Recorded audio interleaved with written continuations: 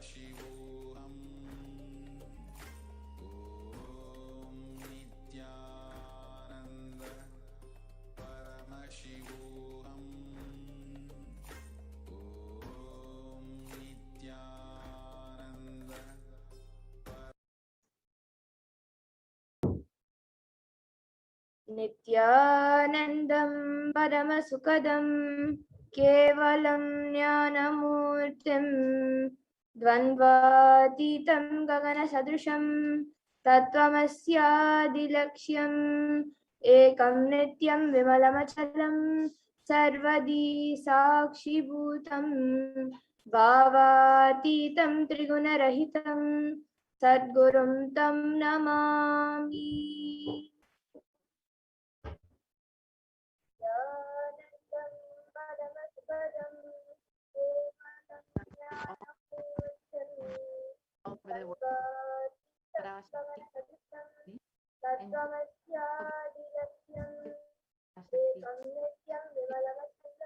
Through the supreme concept and the concept.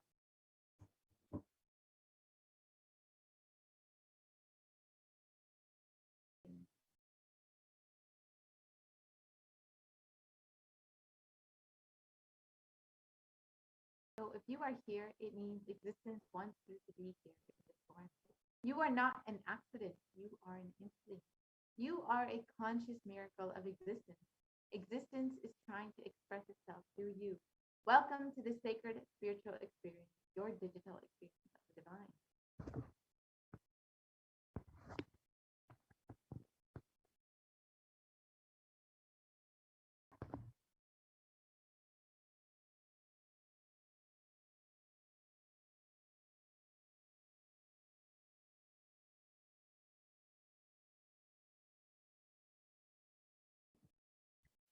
So this may be what you think as your first time in the presence of a divine cosmic being, but this is not the first time this energy has graced planet Earth.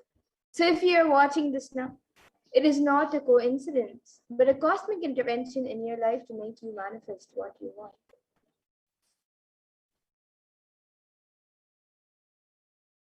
Now, some of you might be wondering, how is this possible and how has this worked before? So here today, you can experience these answers through the powerful cognitions as referenced from the ancient texts of Hinduism, revived by the Supreme Pontiff of Hinduism. And now, let us understand more about the divine cosmic mother, Devi Parashakti. So Devi is the ultimate pure feminine consciousness, the cosmic mother. She is the source Shakti, and it is in her cosmic womb, the Brahmandi, from which billions and billions of universes come out and go in, and the source where the Big Bang and black holes go on and on. Parashakti is the main deity of the sacred feminine and divine consort of Bhagavan Paramashiva, who is the primordial divinity of Hinduism.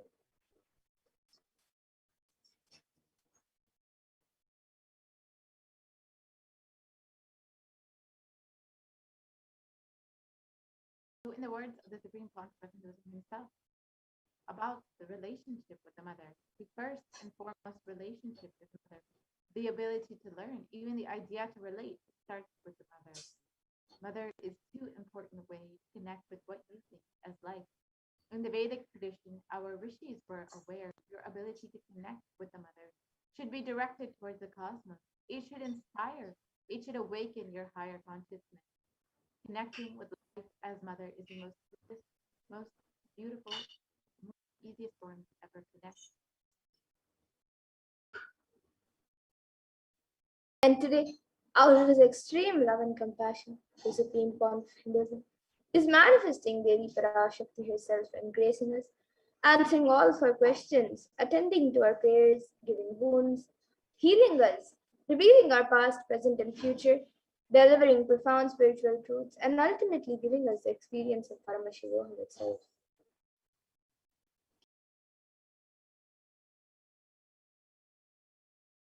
So let us all understand what is the Bhava Darshan, the science behind the Bhava Darshan. What exactly is the Bhava Darshan that all of us are going to witness today? So Sama is oneness, means source. So Samadhi means one with the source. Bhava means attitude or aspect. So Bhava Samadhi means being one with the source through this aspect. And darshan means to have a glimpse of. So in the Vedic tradition, it is used to describe the moment when you come face to face with the cosmos and behold the deity and avatar, a saint or an enlightened being. As just seeing such a being can cleanse the karmas of lifetimes and create a deep lasting transformation in the receiver. And darshan is a powerful superconscious vibration that is present around an avatar at all times. And he simply radiates darshan just as the sun continuously radiates light. And the auspicious moment when you are able to catch it becomes the moment of darshan for you, raising you to the next level of superconsciousness that is like hitting a reset button on your being. And let us understand the science behind the Bhavasana Darshan. The first thing we need to know is the divine cosmic beings are real. They manifest from Kailasa, the enlightened time space itself, through deities and incarnations. And divine cosmic beings manifest through the Artavataras, the deities in temples, and through the Bhavasana Darshan in Nijavataras, the incarnation. And the Bhavasamadhi Darshan is the science where the Nijavatara manifests Paramashiva, the consciousness. And it is where the formless, the being of Paramashiva, expresses through the Divya Sharira, the light body, and manifests as Nijavatara, the physical form or embodied form, for us, the experience Paramashiva.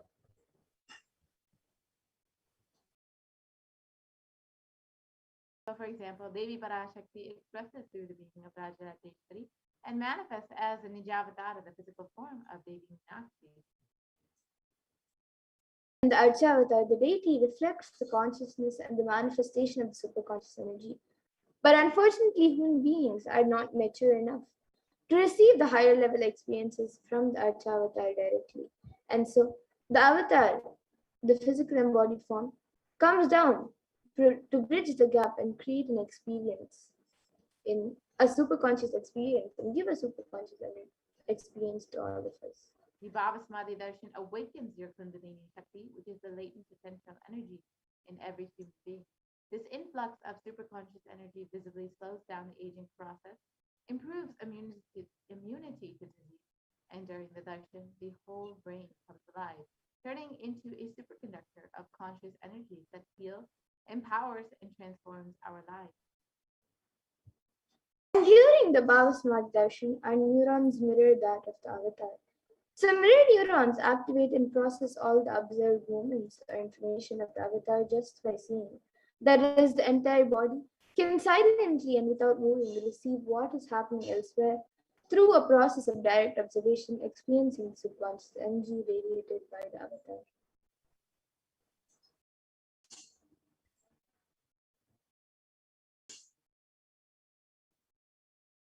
And the Akashic readings are not predictions, they are readings from the cosmic archive.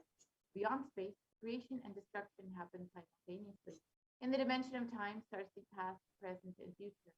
And because Akashic records are stored in the Akasha, the space dimension, there is no past, present, and future. That is why what you call as happened, happening, yet to happen, are clearly already recorded.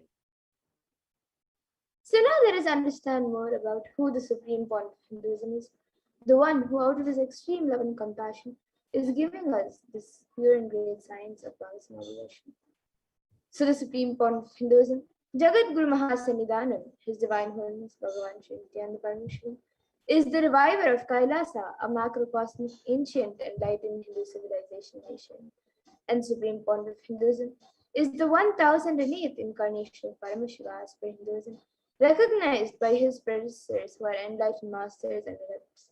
The supreme point of Hinduism has made the science of power manifestation, yoga, and temple-based activities a lifestyle for humanity.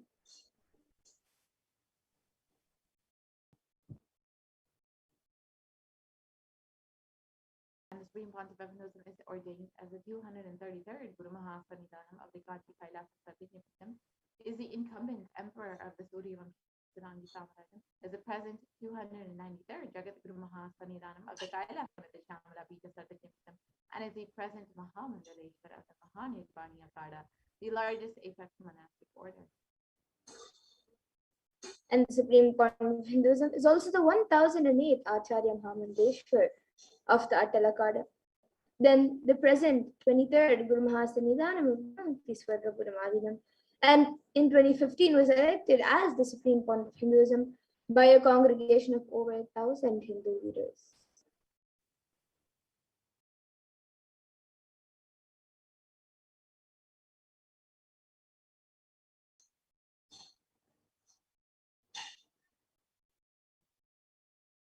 The Supreme Pontiff of Hinduism is revered as a teacher of Hinduism, the most prolific, most viewed, read, and watched, and has authored over 300 books and 10,000 articles in 3 languages, English, Tamil, and Sanskrit, which have been translated into 50 languages with over 1,000 titles. The Supreme Pontiff of Hinduism has over 20 million copies of books and articles sold, read, and downloaded, and has over 10,000 hours of discourses delivered.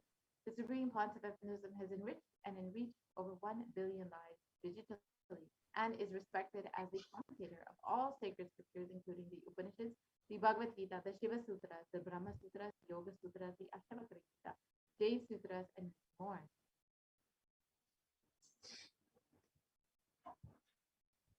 And the Supreme Pontiff of Hinduism is also honored as a leader of Hinduism. The reviver of over 108 ancient Hindu sampradayas, including the Rudra Kanyas and Rudras, Rishis and Rishikas, Bhairavas and Bhairavis and Sannyas, and is the establisher of the largest Hindu university, Kailasa Nithyananda University in the world, with satellite campuses in 150 countries, and is also the establisher of 1,000 plus Kailasa enlightenment ecosystems, the founder and reviver of over 100 Saitanya-Pitas, and the collector of the largest Hindu library with over 1 million books, 1 million Pali scriptures, and over 20 million digital books. And now with that, we will be getting into the next segment of this program where all of us will be seeing a live demonstration of the extraordinary Shaktis. So today the Balasins and the yogis and initiate disciples of Supreme Pontiff Hinduism will be demonstrating and sharing with all of you the experiences and results of the extraordinary manifestation awakened in us through the Diksha, the initiation by the Supreme Pontiff of Hinduism. And in today's Baba Samadhi Darshan, all of you will also be receiving the initiations into these extraordinary Shaktis, the divine powers. And you will be initiated into the powers of third eye awakening.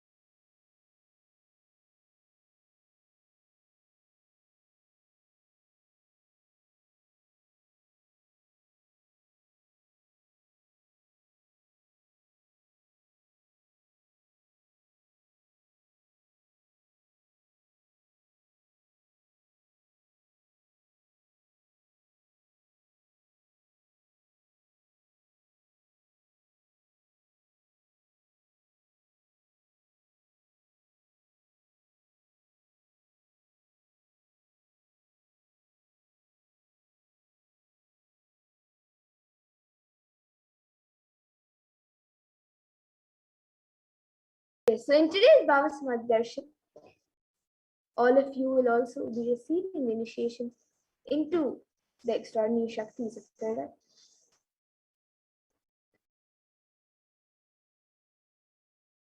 And with the grace and blessings of the Supreme Pontiff of Hinduism, all of you will be manifesting the powers of third eye with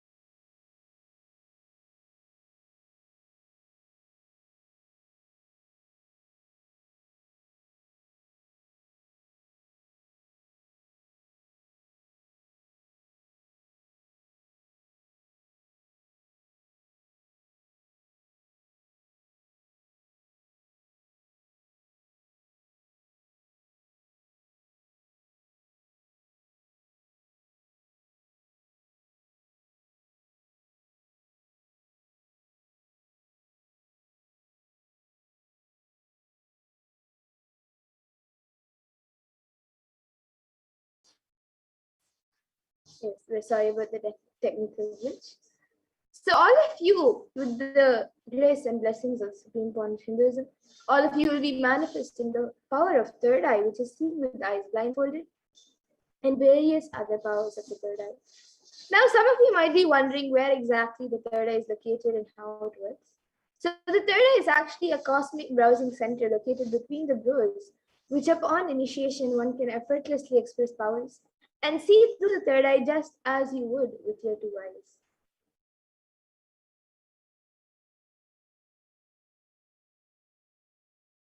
Now, let us understand more about what are these Shaktis, what is their source, how they manifest, and what exactly are the Shaktis. So in the Vedas, the source scriptures of Hinduism, Paramashiva reveals in elaborate detail that every human being is hardwired to be able to manifest 463 plus extraordinary Shaktis, the divine powers. And manifesting powers are described by Paramashiva as a system, a method, and a science for human beings to explore the various states of consciousness and to explore the various possibilities and powers and have access to various states of consciousness. And the Shaktis manifest from the fundamental cognition that you are the divine, and you need to manifest the divine, not that you are a man and you need to reach the divine. Now, some of you might be wondering what exactly is the difference between Shaktis and Siddhis, as you might have heard the term Siddhis as a very common term used for any type of external manifestation. You might think they are the same, but they're actually not the same.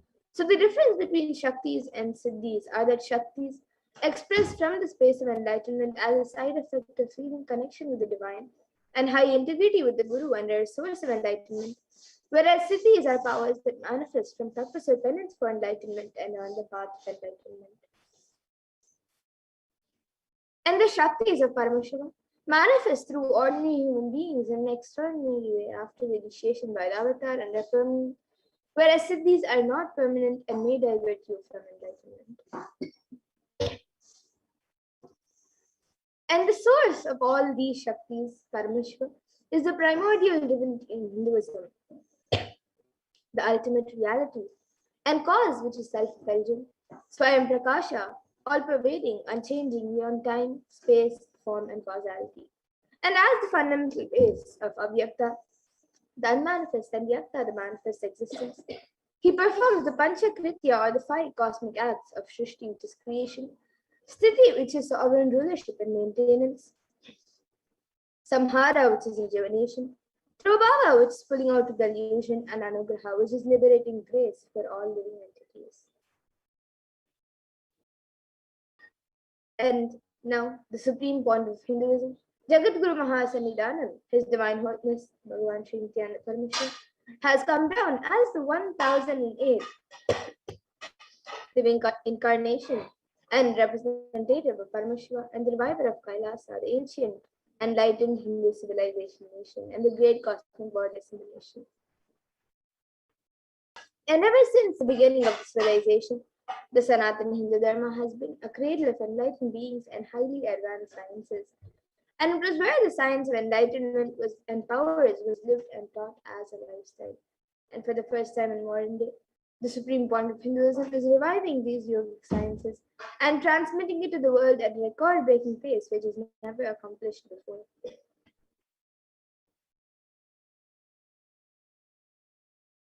Now, all of you can see the Guru Parampara, which is the word in Sanskrit used for the lineage of gurus. And it is through this continuous lineage of gurus that the knowledge is passed down from one generation to the next through the Diksha. And the supreme point of Hinduism, being recognized as an incarnation at a very young age by the gurus, was trained and taught these sciences to revive the initiations and knowledge repositories for billions to manifest the science of power manifestation from the disciplines of Vedanta, Tantra, Sri Vidya, Yoga and Yogic powers, Mantra Shastra, Siddha Vidya, science of Aushadha, Advaita, Bhakti Yoga, Paramashiva Jnana, Paramashiva Vijnana, and much more.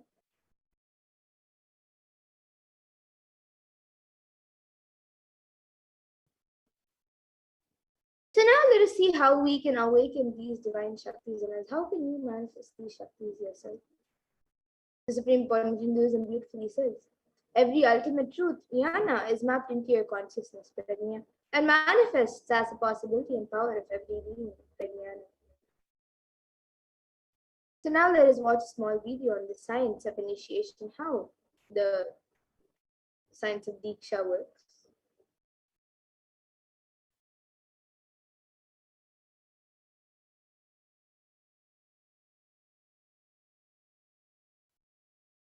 Diksha is the direct transfer of spiritual energy by an enlightened being through look, word, or touch. The traditional Vedic book Navaratneshwara states, Sarva Samapi Diksha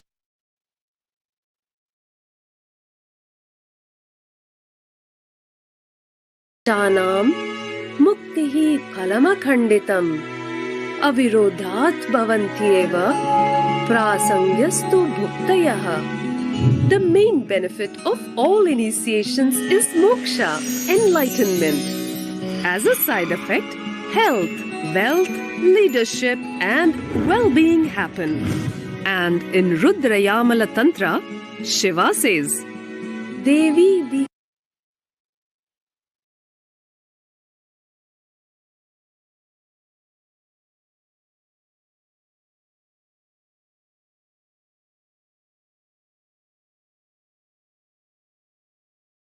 Vihinasya न सिद्धिः न च सद्गतिः तस्मात् सर्व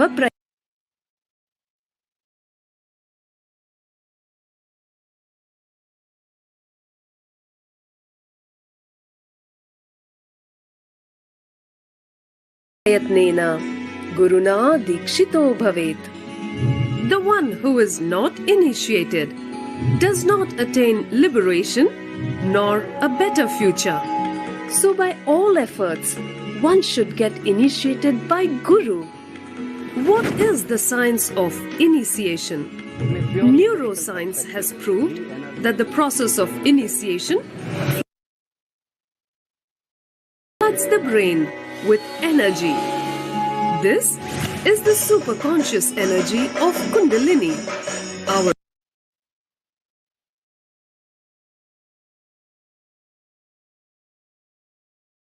own highest inner potential energy. As the Kundalini flows from the thalamus to the cortex, it sets up a powerful energy loop within the brain, which awakens the latent non-mechanical parts which we have never used before. With increasing levels of coherence, the whole brain comes alive, turning into a superconductor of conscious energies that heal, empower, transform our lives, bliss and fulfillment. Initiation creates high awareness, visualization, creativity. It also slows the aging process and improves the immune system. Kundalini awakening, healing experience, levitation, teleportation, materialization. Experience the power of initiation through a range of exclusive programs conducted at the ashram. Nithyananda Dhyanapitham, Nithyananda Nagar, Birdi, Bengaluru. Contact 97.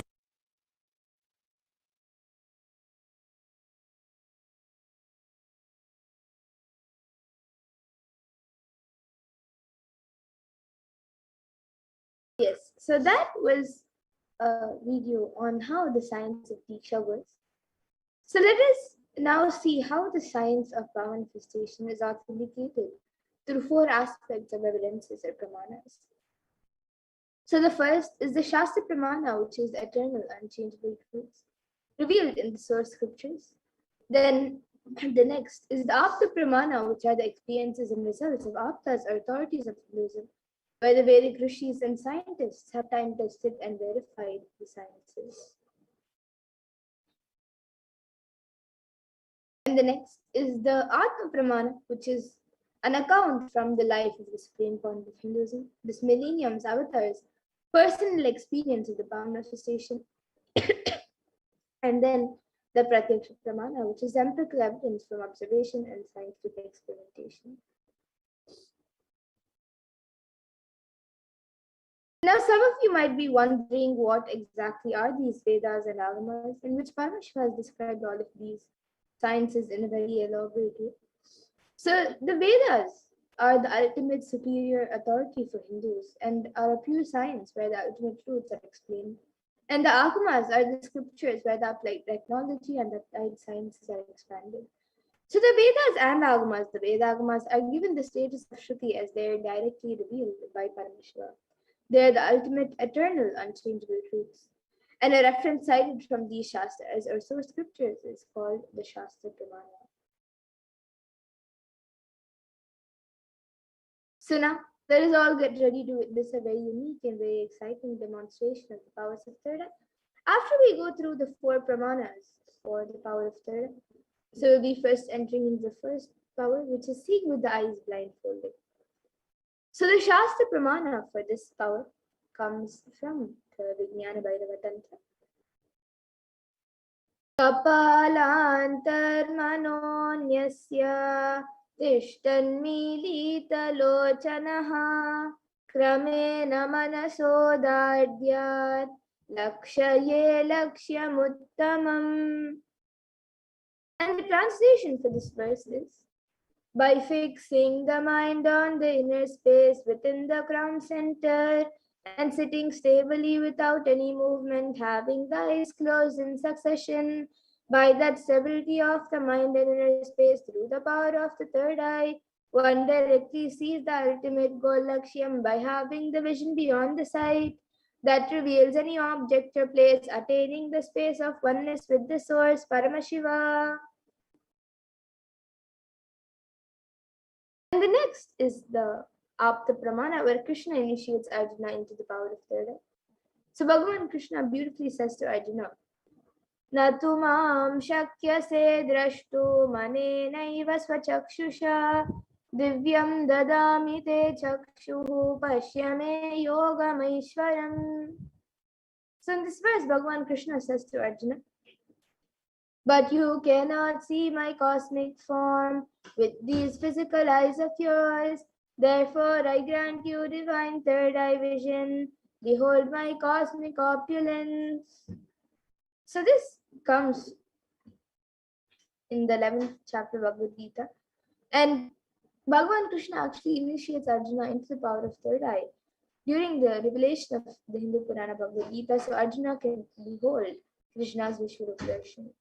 So this verse is from the 11th chapter of Bhagavad Gita, which contains the description of Bhagavan Krishna's cosmic form. And it is completely narrated by Arjuna as he sees Bhagavan Krishna through his third eye. And the next is the Atma Pramana in Swami's own words. The first experience is that I was able to see everything around me, above me, the whole 360 degree, then directions, below me, everything. I realized not only I was able to see, I was able to feel and experience all of that as well. And the next is the Pratyaksha Pramana, which is the empirical evidence from observation and scientific experimentation. So here all of you can see that study measures were done on the brain waves of the Supreme Point of Hinduism itself, using a positron emission tomography, a PET scan. And it was measured that when doing daily activities, there is high activity in the brain where the third eye is located. And when in deep Samadhi state, only the third eye region is active and almost 90% of the rest of the brain is at peace.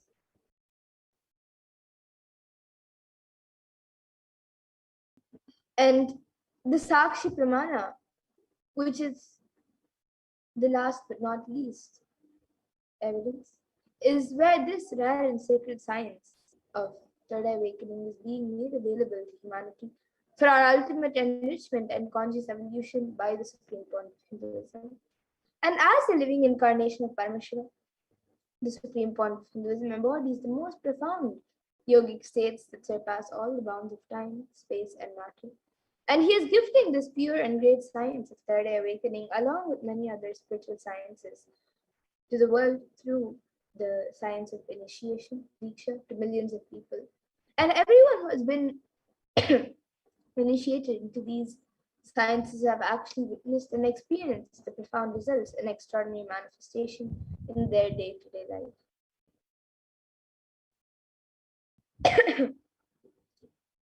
Yes, so now we will be getting into the live Sakshi Pramana, the live demonstration of the powers of third eye.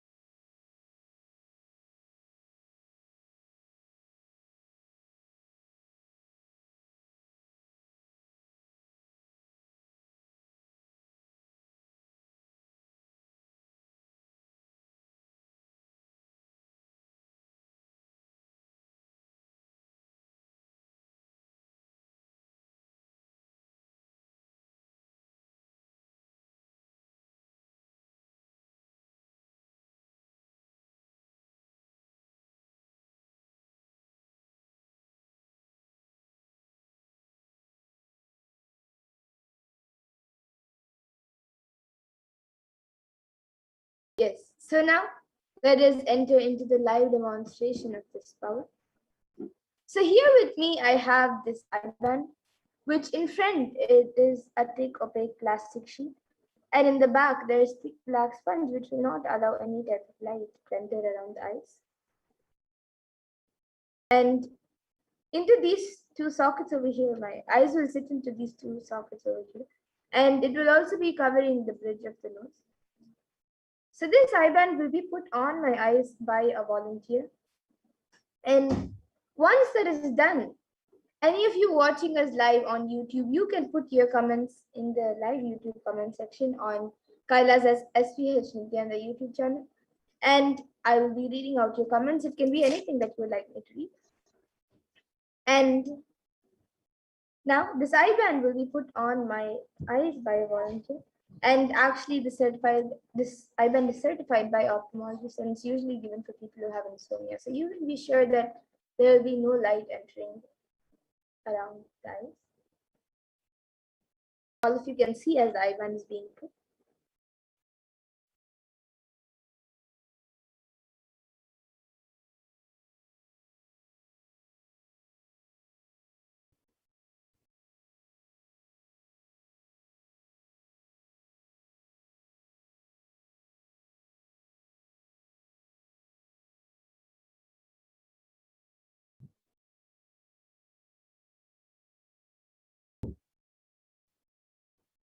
It's a little slanted on the right, it's a little down, and on the left it's up. Yes. So now the eye band has been put. I will be turning to my right, left, up, and down. So all of you can see that the eye band has been put. There's no gaps anywhere. And now the YouTube comment section will be projected in front of me, and we'll also be projecting it for all of you. And once that is done, any of you watching us, once we project the comments, or even before we project the comments, anything, you can post your comments on the YouTube comment section. We already have a few comments. So we have Ma Celine Goelaume, who is put Nityanandam, and then Namaskar emoji and 3 heart emojis. And then Ma Shanbagavalli Reddy, who has put Beloved Swamiji, and then she has again put 2,468.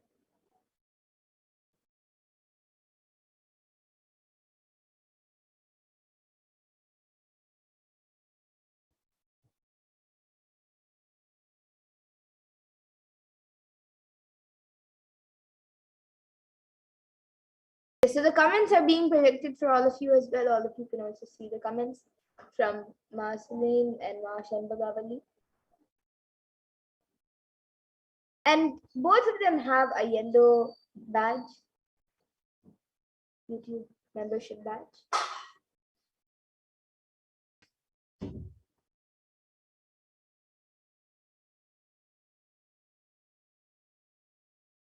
And anyone else also who would like to put in your comments, you can put anything, just like how Ma Shanbagavali has put a sequence of numbers or like a number. Even all of you can put numbers, you can put emojis, numbers, letters, words, random sentences. Yes. So now we have a comment from Marceline who has put a star emoji, and the around the star there are also other yellow dots to show the brightness, and then a heart emoji with a yellow ribbon, and then a house, and then upside down smiley emoji, and then signal light, and then two hands like that, and then heart emoji. It has two hearts with the circle connecting it.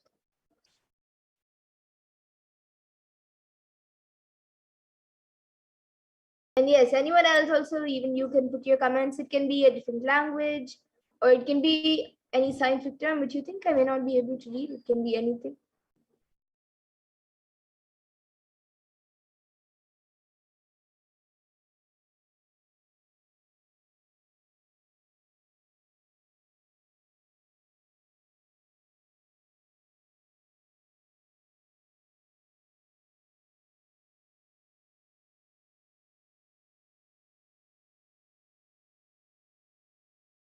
So if you're a doctor, or if you're a scientist, or if in whatever job you're in, it has any special thing about it, even you can put some scientific terms related to that, which you think I may not be able to read. Yes, so now we have a comment from us, Stephanie Dietrich, who has put Ma Spitzwegerich mit Horning. Okay, it's a different language. So it's Ma and then a comma and then Spitzwegerich is one word, and then MIT, and then HONIG, and then UND, and then PROSPAN, and then SIND, then GUTGEGEN, and then HUSTEN, and then a heart emoji. And Maslanji has put hello, comment, Shava, and a question mark. So that is also in a different language, in Spanish and or German. And the C is hello, then comment, and then in the C and A, the C has a dot below. And maybe Ma Stephanie Dietrich, you can get back in the comment section what language it is, and even Ma Siranji, you can get back in the comment section about what language that is.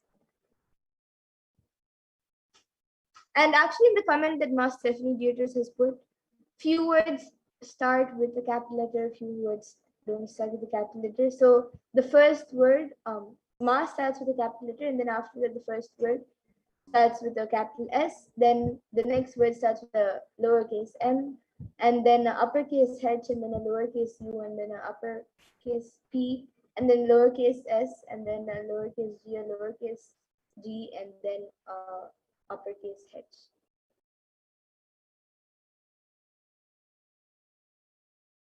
And Ma Celine has now put its French. Okay, that's great. Okay, so now we'll be moving to the next power, the power of body scanning. So before that, I request the volunteer to now remove the IBAN. But before that, we have a comment from our Stephanie Dietrich, who has put, Ma Ribert with honey and frostpen are good against coughs. It was German. Yes, that's great, Ma. Thank you. So today here in this power manifestation segment, we had two comments, one in French and one in German, so two different languages. And of course, we had many other comments with a sequence of emojis and then numbers. So that's great. So today we had French and German. So that was pretty exciting. And yes, now we'll be moving to the next power, the power of body scanning. I request the volunteer to now remove the IBAN.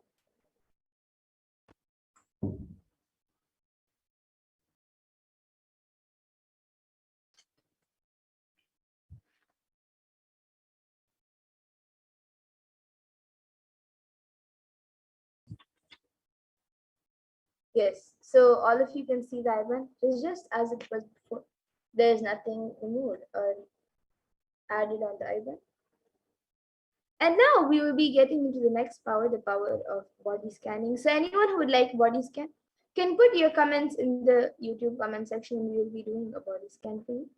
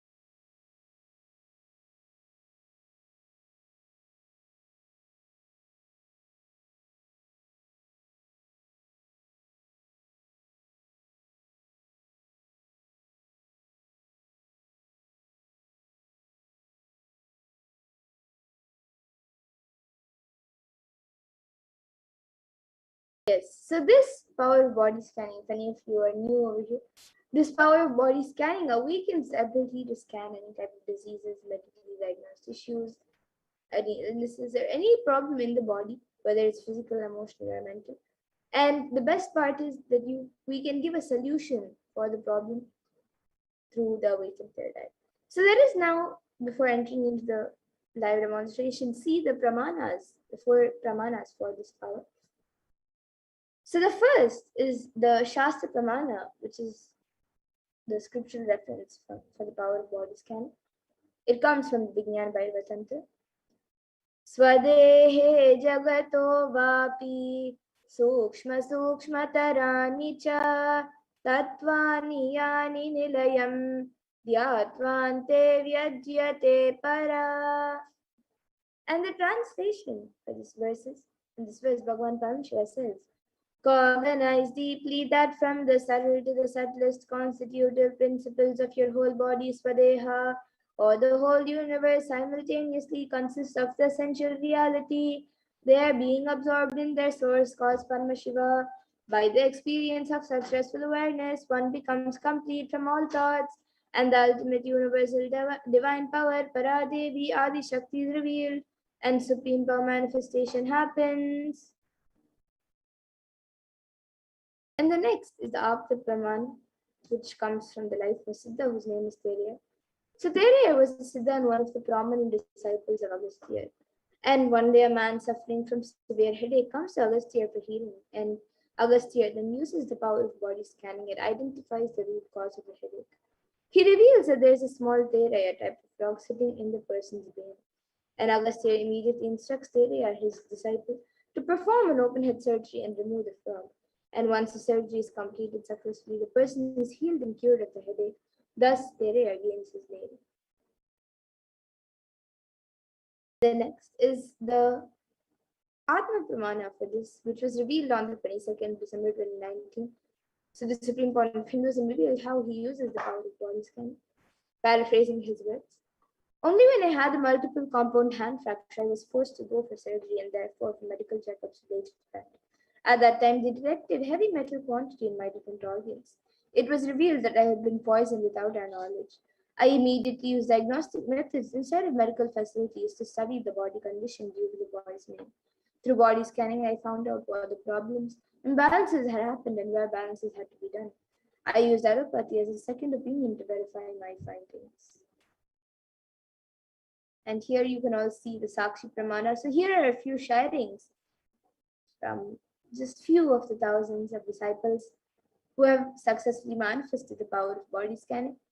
And now all of you will be seeing a live demonstration of the power of body scanning.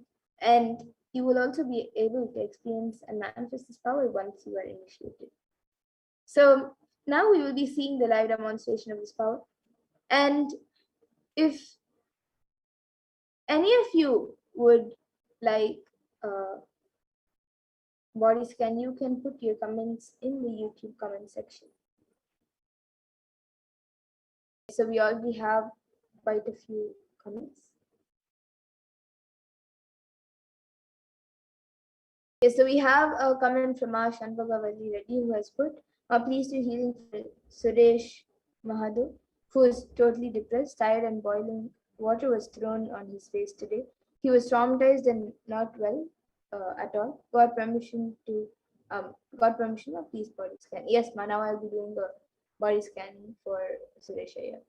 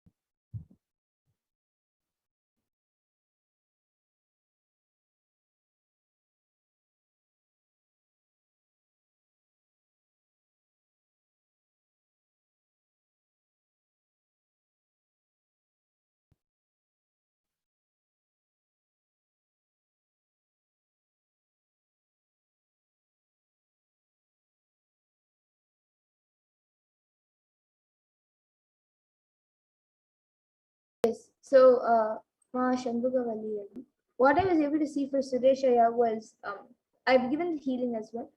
And what I was able to see was that for the only way for him to be completed, for him to get healed, like fast from whatever he has gone through or whatever he is going through, he should do completion. He should do completion properly, and any completion process or how many of a completion process he can do, just for the next few days, spend time in doing completion thoroughly in whatever he's going through, with whatever he's going through, and continuously play the Mahavakya around. And also I was able to see that he should not go out of the house, he should stay in the house, and he should do completion and then he will be healed. So this is what I was able to see for Suresh Iyer. You can get that in the comment section if you were able to read it. And you have also asked for a scan for Maki Ashin. Yes, ma, now I'll be doing a scan for Maki Ashin.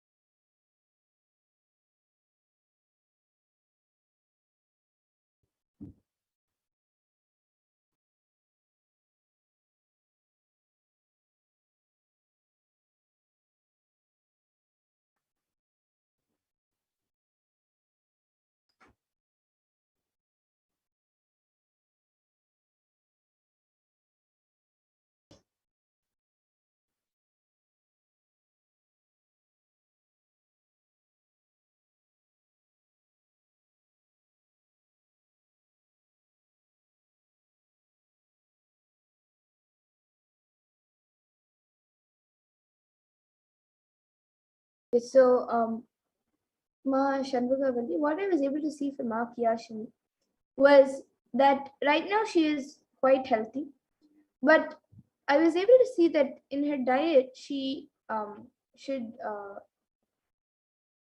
she should reduce her intake of like things that have citric acid, like lemon, orange, and even curd she should reduce.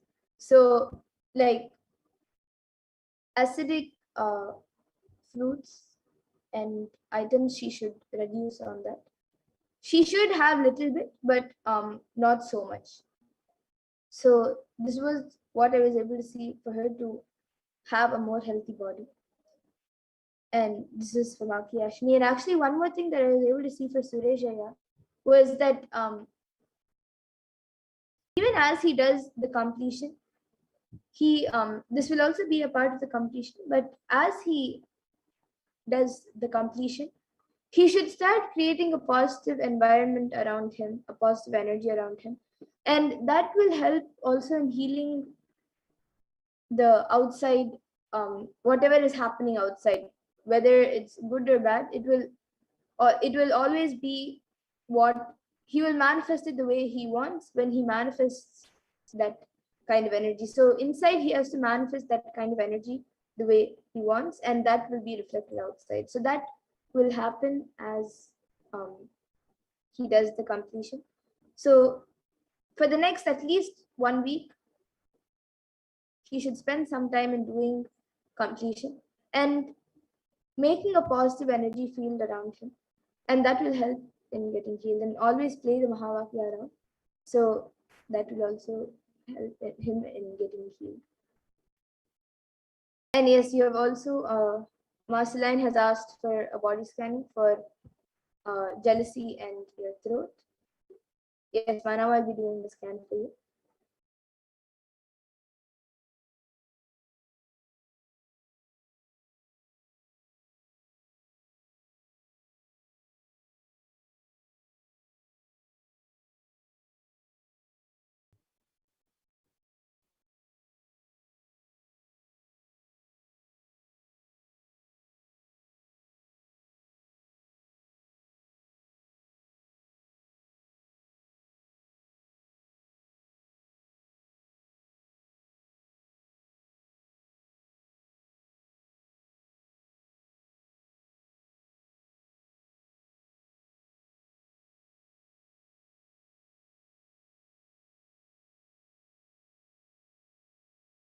Yes, so Marceline, what I was able to see for you was that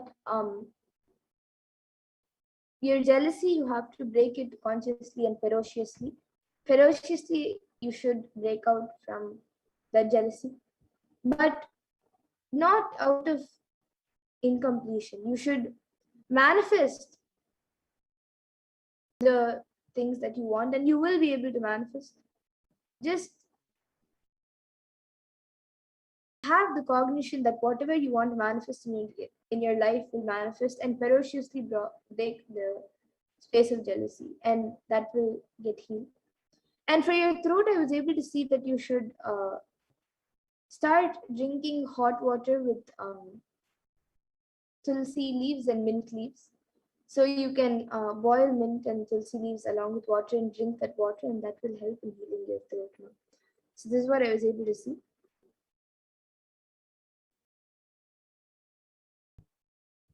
And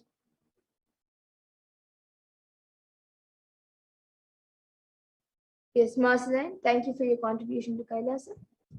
And Ma Shanbhagavalli Reddy has also asked why Suresh Iyer should not go to the house. I was able to see that he should not go to the house, Ma. And especially during this time of the pandemic, he should not go out. Unless it is really emergency or it is really needed, he should not step out, at least for the next 1 week until he has done completion. As much as possible, he should not go out. This is what was revealed in the third eye. And yes, Ma Shanbhagavalli Reddy has also asked for a scan for yourself. You have asked for a scan for yourself and healing, and your head feels full and also problems. Yes, Mana, I'll be doing a scan for you, and I will also be doing a scan for Tarumaraya.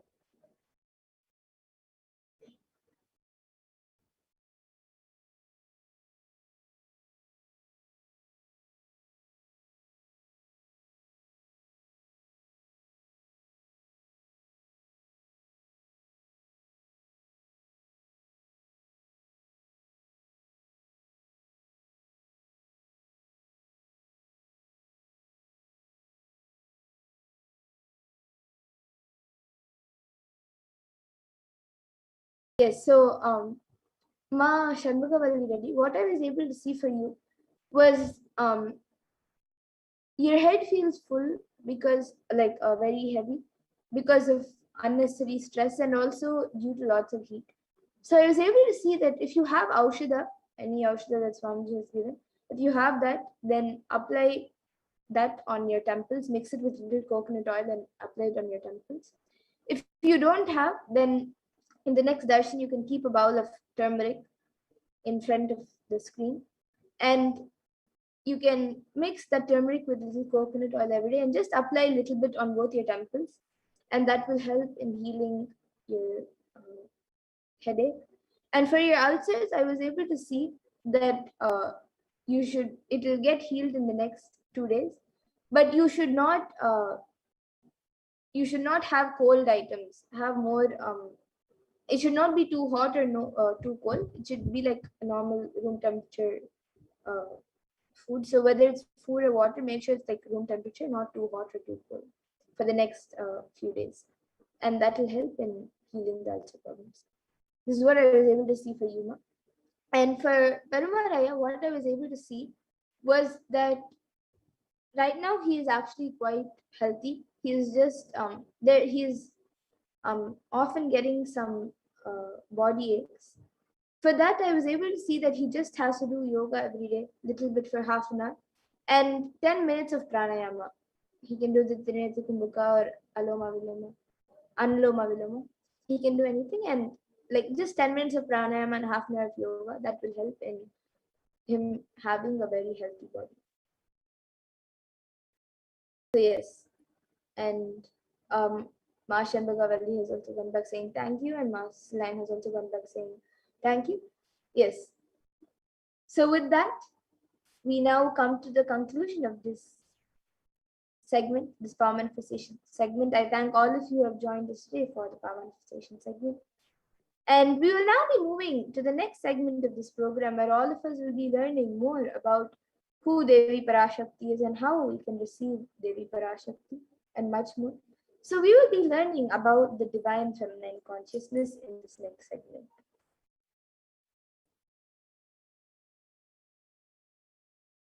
So we'll be first looking at the Dhyana Shloka of Devi Parashakti, which comes from the Lalita Sahasranama Dhyana Shloka. Sindhuraruna vigraham trinayana manikya maudi spurate taranayaka shekharam smitamukhim mapina vakshoruham panibhyam alipurna ratna chashakam raktotpalam bibratim Saumyam Ratna Gatastha Rakta Charanam Dhyayet Paramambikam. And the translation for this verse is: the Divine Mother is to be meditated upon as shining in a vermilion red body, with the triple eyes sporting a crown of rupees studded with the crescent moon, a face all smiles, a splendid bust, one hand holding a jewel cup brimming with mead, and the other twirling a red lotus. And another Dhyana Shloka from the Lalita Sahasranama Dhyana Shloka beautifully says: Arunam Karunatarangatakshim Dritapashankusha Pushpabana Chapam Animadi Viravrita Mayukaihi Rahamityeva Vibhavaye Bhavani. And the translation for this verse is: I meditate on the great Empress. She is red in color and her eyes are full of compassion. She holds the nose, the gourd, the bow, and the flowery arrow in her hands. She is surrounded on all sides by powers such as Anima of Hades, and she is the self within me.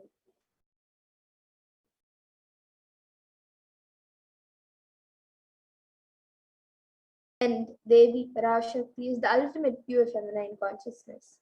Parashakti is the cosmic mother. It is her cosmic womb from which billions and billions of universes come out and go in, and the source where the Big Bang and black holes go on and on. Parashakti is the source Shakti, the source energy, the source power, from which all of us came, in which all of us are in even now, and in which all of us are going to merge. And out of her extreme love and compassion, Devi Parashakti herself is manifesting through the embodied form as the Nijavatar of the Supreme Point of Hinduism, Jagat Guru Mahasannidhanam, His Divine Holiness Bhagavan Sri Nithyananda Paramashivam, gracing us, answering all of our questions, attending to our prayers, giving boons, healing us, revealing our past, present, and future, delivering profound spiritual truths, and ultimately giving us the experience of Paramashivoham itself.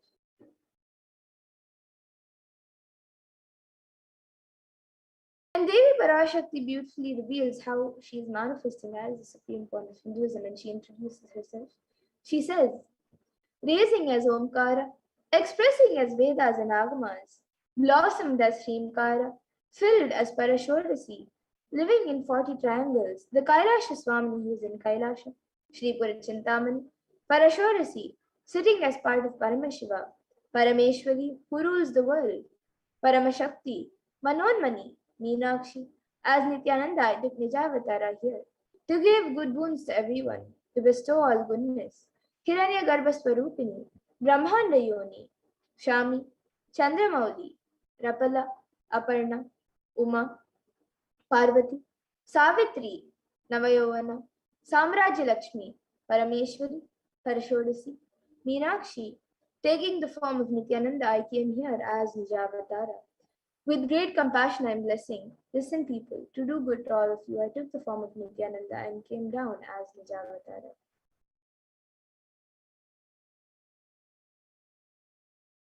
And Devi Parashakti continues to reveal, raising in Omkara, blossoming as Shiva, Shiva manifesting as source of existence, powers of existence, expression of existence, from the oneness of Om, blossoming into two as Prakriti and Purusha, blossoming as three Shaktis, Icha, Kriya, and Jnana, growing as four Vedas, expanding as five Panchabhutas, beyond six chakras, filled as Gotras of seven rishis, expanding as eight directions, existing as nine grahas, blossoming as 10 indriyas, being as 11 rudras, creating all the worlds, bringing life to tell and make truth blossom and to do good.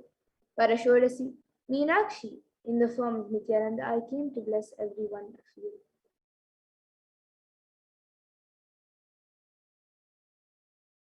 Now let us see how we can receive Devi Parashakti. So literally we're seeing Paramashivan Parashakti at that moment. She is there on your screen, so you can receive her in a very traditional way. You can keep 2 wheat leaves, 1 betel nut, 1 banana, and a coin in front of the screen as you watch Devi Parashakti. Now some of you might be wondering what exactly a coin is considered as, or what is its importance. So in the Hindu tradition, a coin is actually considered the traditional dakshina. It is given in temples as an offering to deities, or it is given when you meet somebody for the first time, or when they come to your house for anything or for the first time, or even when they just come to your homes. Usually, an entire set of tambulam is given, which consists of a betel leaf, betel nut, banana, coins, and a few more items. And the coin can be the lowest value. In India, it can even be just 1 paise. In the US, it can even be just a cent. Swamiji says, I'm not trying to monetize. Keep even 1 cent, it is okay. So for 100 days, if you have darshan, it will add up to $1. In India, even 1 paise is okay.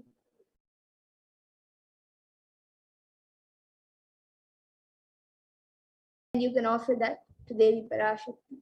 And once the darshan is over, you can do namaskar and eat the banana, the beet leaf, and the betel nut, taking it as prasadam immediately. And the coins that you collect, you can send it to the Los Angeles temple for the further procedures. And this actually, the betel leaf and betel nut may look too small, but in a few days you will see how much it adds to your sentiment that really Devi Parashakti is there. You will not take the Devi darshans for granted. Rituals will break your monotonous unconscious mentality and lifestyle and remind you and raise you to the powerful cognitions. It will break your unconscious behavior. And now here you can all see how you can set up your tambulam.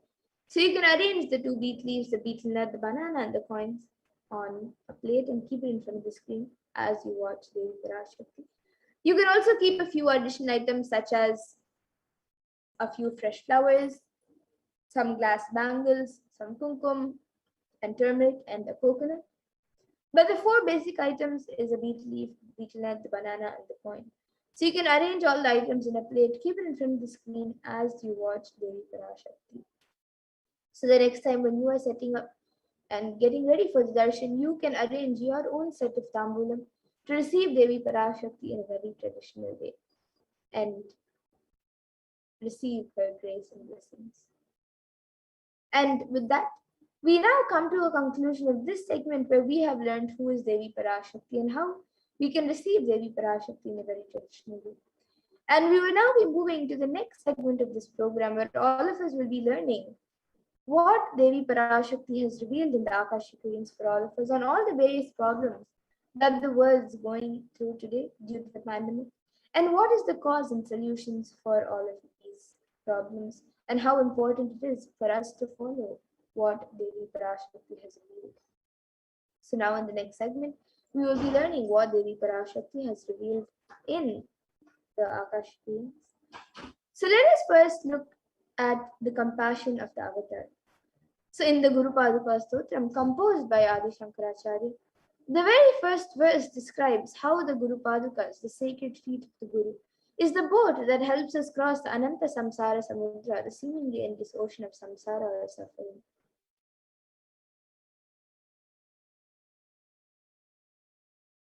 And the first verse of the Guru Paduka Stotram says, Ananta Samsara Samudratara Naukayitabhyam Guru Bhaktidabhyam Vairagya Samrajya Pujanabhyam Namo Namaha Shri Guru Padukabhyam.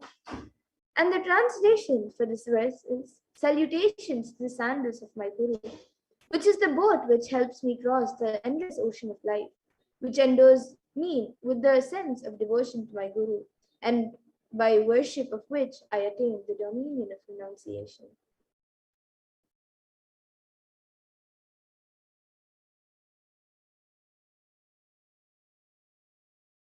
So many of us feel stuck in the same storming and raging ocean, being unable to navigate ourselves and lost in the overwhelming vastness of the suffering that surrounds us during the pralaya, the great deluge, and our loved ones are dying due to the pandemic. Our homes are being destroyed due to natural disasters, and social institutions are crumbling, and the whole of humanity is in a desperate and dire need of hope.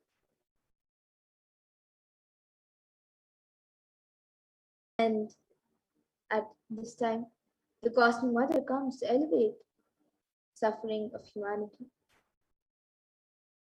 And it is at this time that the supreme point of Hinduism, Jagat Guru Mahasannidhan, His Divine Holiness, Bhagavan Sri Nithyananda Paramashivam, has come down as the incarnation of the cosmic superconsciousness.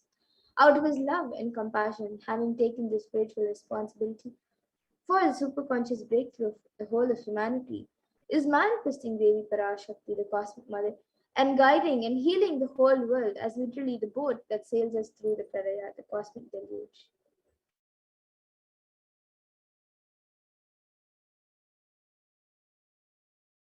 And Devi Parashakti is herself manifesting through the Nijavatara and answering each and every one of our prayers, granting boons, healing us, manifesting miracles, removing all our pain and suffering.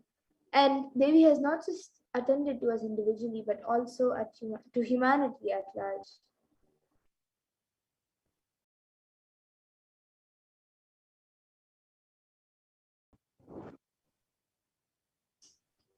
And Devi Parashakti has guided the whole of humanity in the form of revelations of profound sacred secrets of Sanatana Hindu Dharma, showing us the future regarding global issues, the COVID pandemic, natural disasters such as fires, floods, storms, etc., and even the twisted human conspiracies and underground wars which have not surfaced to common knowledge as yet.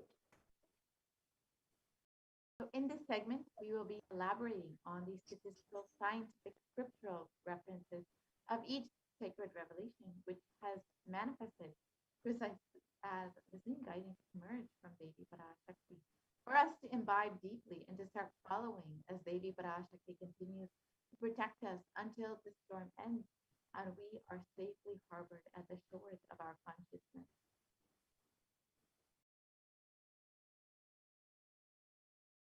So let us now look at what Devi Parashakti has revealed in the Akashic readings on the 8 methods to protect ourselves from the coronavirus, from COVID-19, revealed on the 30th of April 2021.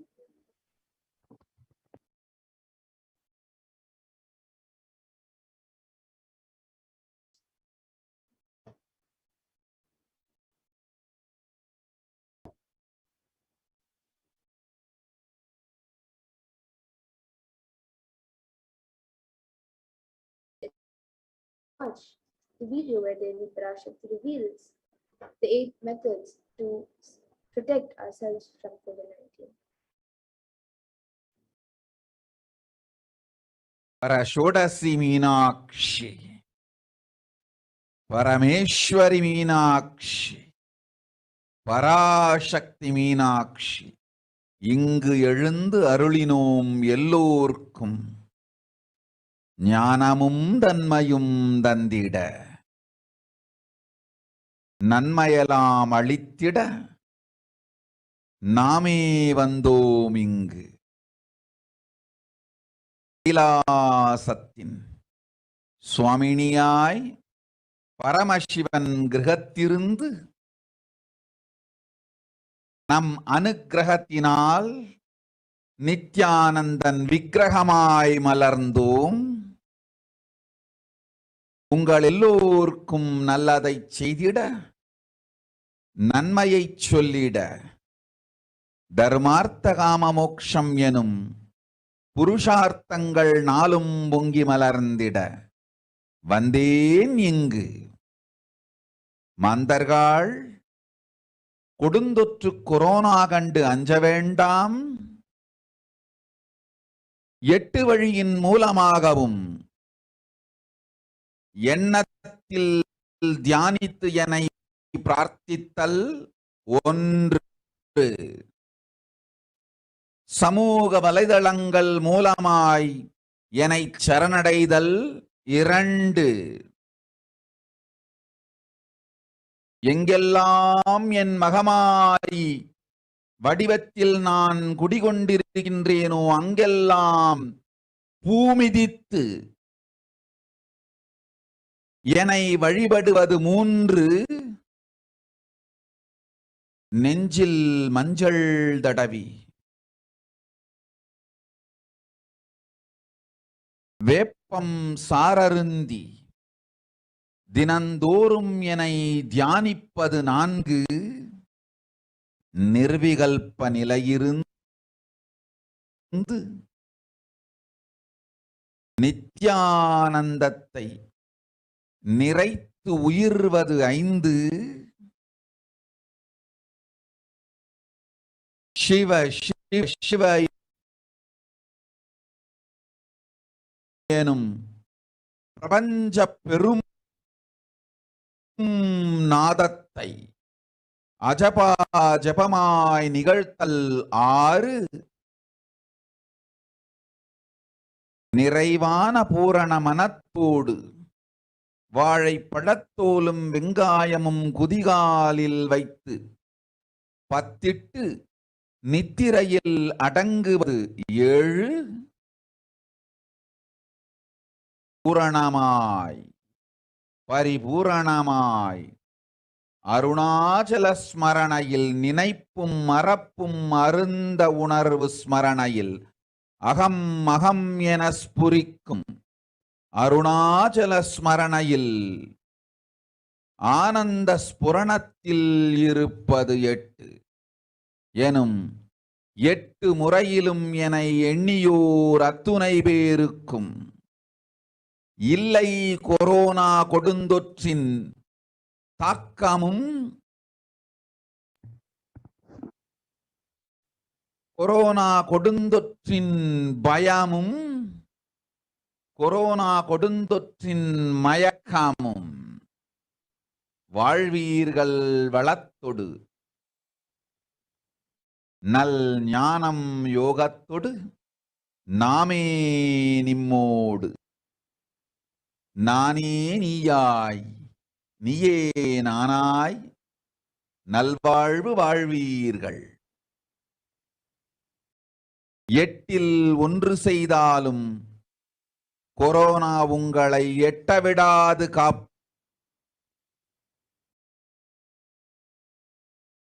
Let us look at Devi Parashakti's revelations mapped into English.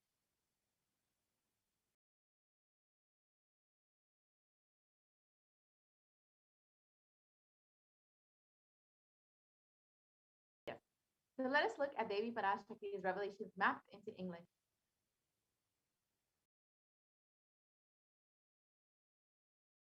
Oh, humans, don't be scared of the deadly infection corona.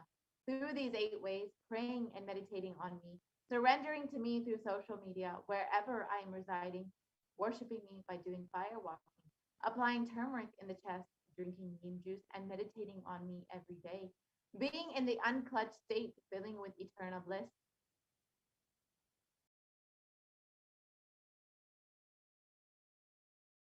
doing the Ajaba Ajaba of the cosmic sound, Shiva, Shiva, Shiva, with complete mind, applying banana peel and onion in the heels and going to sleep, and being in the state beyond any remembrance or forgetting in the Arunachala Swarana that blossoms as aham, aham, in the state of Ananda Swarana. Everyone who thinks on me through these 8 ways, they will not have effects of corona. They don't have fear and delusion of corona. You will live with prosperity, with wisdom and fortune. Me with you as me as you. You will live good life even if you do one of these 8 ways. I will protect you. Corona will not reach you. Don't have fear, O people. Be blissful.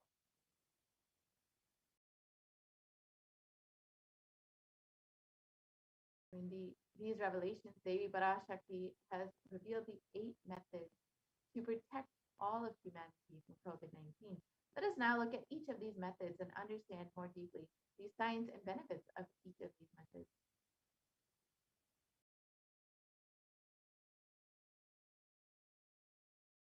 The first method is praying and meditating on Devi Parashakti. And modern science has extensively studied the benefits of meditation.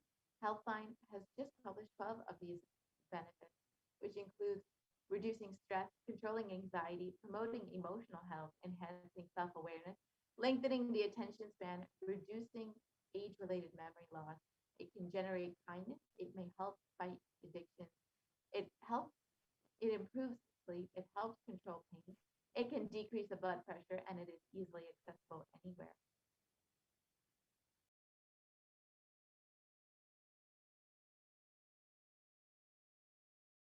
And the Department of Health and Human Services in the United States has shown that meditation has a direct benefit both on our physical as well as our mental health.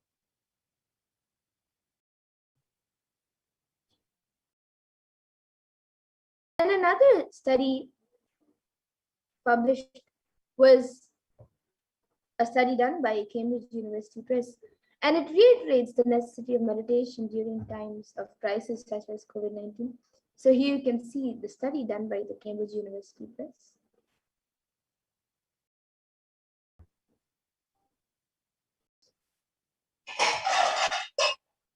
And research published by Everyday Health has shown how prayer and spirituality protects the emotional health by offering a bigger sense of purpose, by providing emotional support, by lifting the spirit, and by helping you cope with difficulties. And a report published in Health Psychology in September of 2015 found that when researchers followed 191 people with congestive heart failure for 5 years, they found that those who reported feeling spiritual peace and also who made small lifestyle changes were significantly more likely to live longer than their peers. And it was also found in another study in depression and anxiety that people with major depressive disorders or chronic medical illnesses who reported high levels of religiosity, which includes daily religious experiences, generally become more optimistic than their peers. And this was published in July of 2015.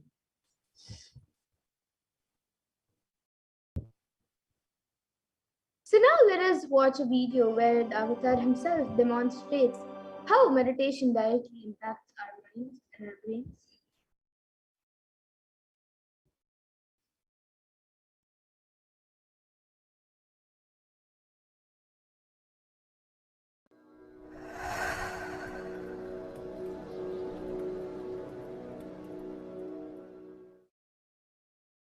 If you are not allowed to do yoga, made to believe early morning sleep is the best thing in your life, you are tortured, you are abused, your divine rights are violated.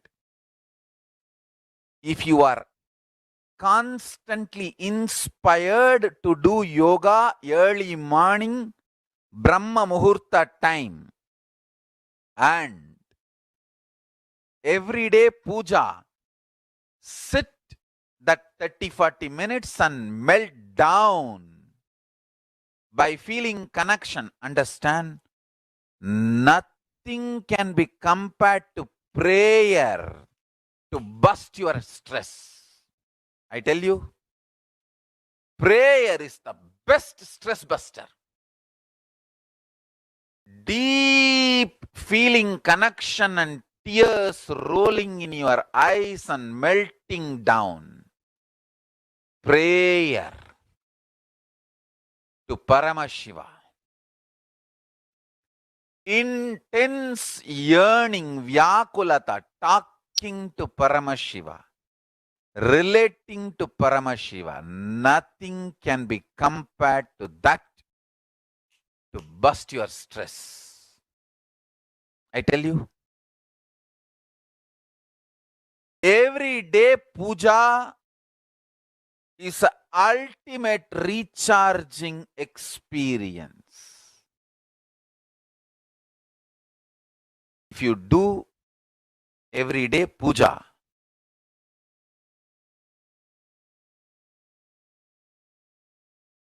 the kind of the stress-free life you will live,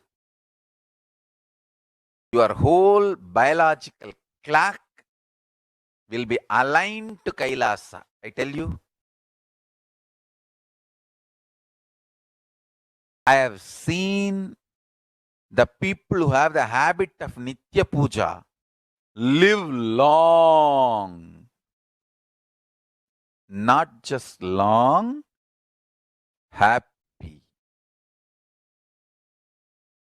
In my whole life, it is Nitya Puja, Puja, that gave me all the best things of life. Every day puja, relating with the deities is the best stress buster. Touch the deities, do decoration, dress up. Even now, my best time of the day is when I sit with my deities. When I sit with my deities,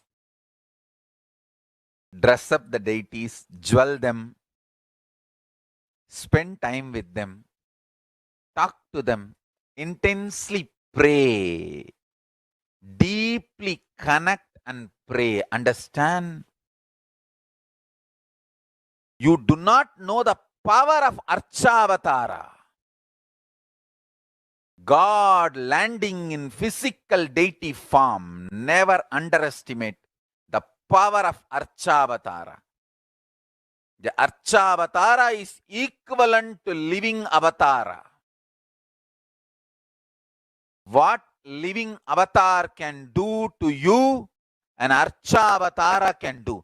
Atma Linga I am giving to all of you is literally living Archa Avatara. Peace of God. Literally.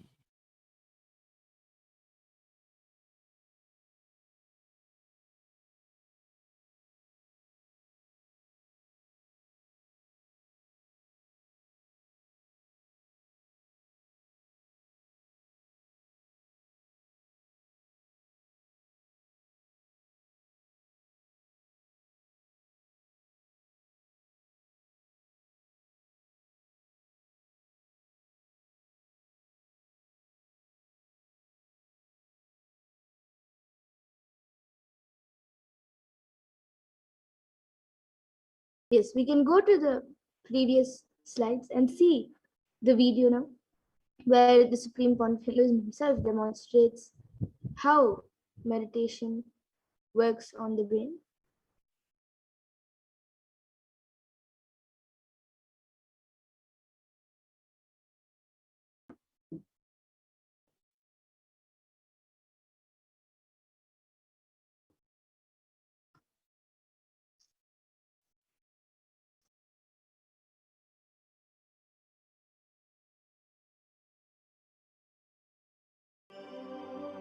So all of us just saw a video where the Supreme One of Hinduism speaks about the need of prayer and meditation. So now let us watch a video where the avatar himself directly demonstrates how meditation impacts the brain. Nithyananda participates and encourages scientific researchers to derive evidences for meditation and healing through meditation. Dr. R. Murli Krishna, President COO, Integris Mental Health and James L. Hall Jr., Center for Mind, Body and Spirit, Oklahoma in US, and his team invited Nithyananda to derive scientific evidences for meditation and the state of his enlightenment. When Swamiji came, I have requested him to do one thing. I asked him, would you be willing to undergo some scientific investigation of the meditation process? He very cheerfully agreed without one complaint.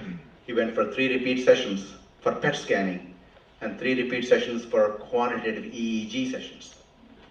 And these are really not very easy tests to go through. It requires a lot of patience and a lot of willingness to do that.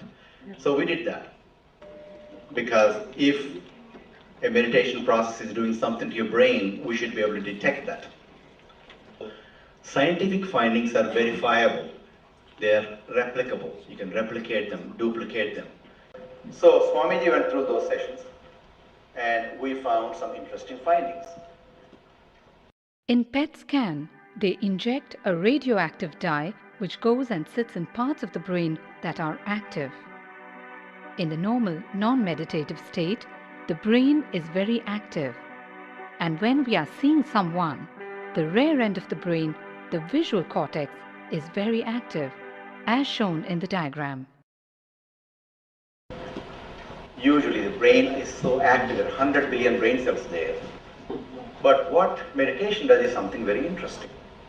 It shows the frontal lobes getting more active. The frontal lobe is where you have judgment, wisdom, reasoning. Here are some of the brain scans I'm going to share with you. This is alert, non-meditative state.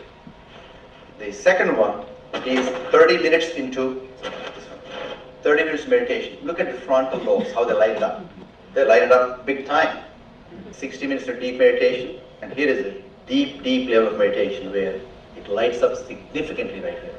Right in the middle, probably 1.5 inches, 2 inches deeper.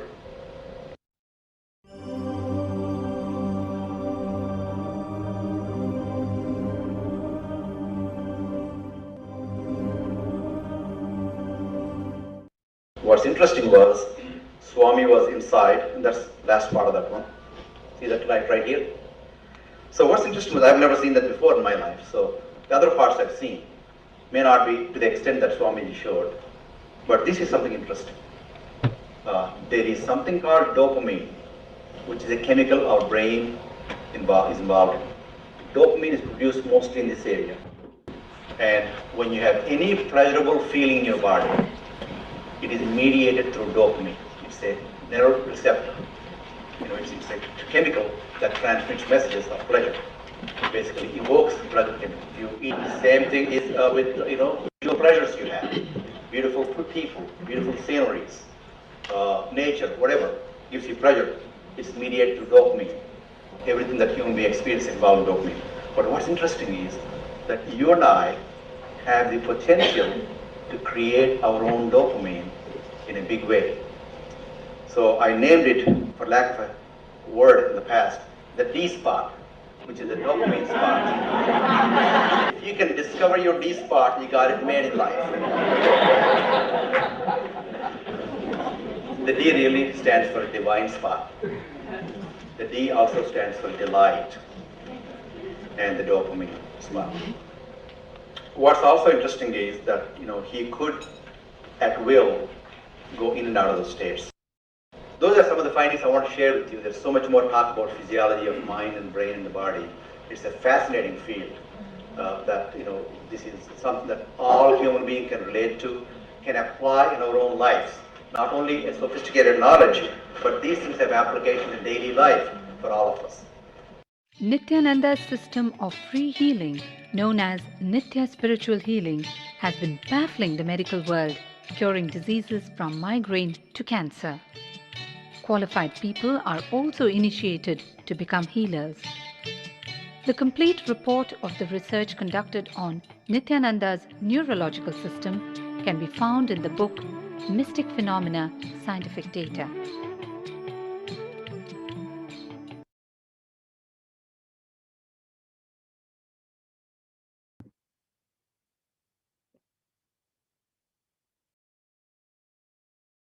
We can continue the method to connect with Devi Parashakti now that we've understood how both prayer and meditation can literally protect you from COVID-19.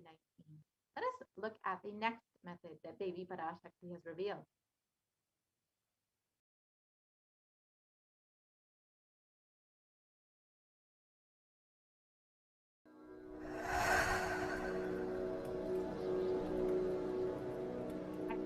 The Devi Parashakti has revealed for protecting humanity from COVID-19.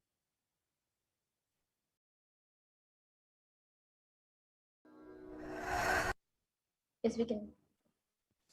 Yes. So the next method revealed by Devi Parashakti is to surrender to Devi through social media.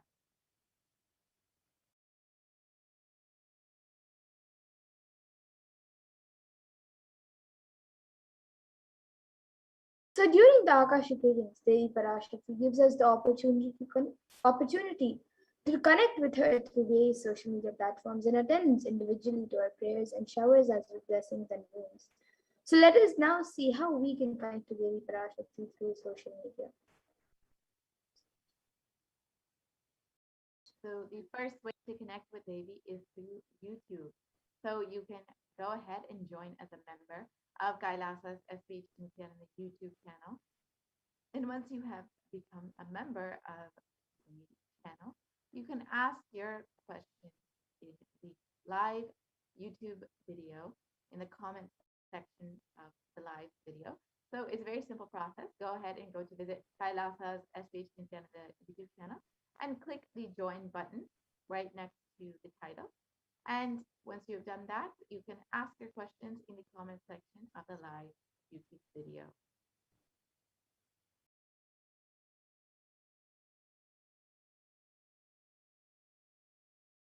And on Facebook, you can like and follow Kailasa's HDH Nithyananda Paramashivam Facebook page and ask your questions in the comment section.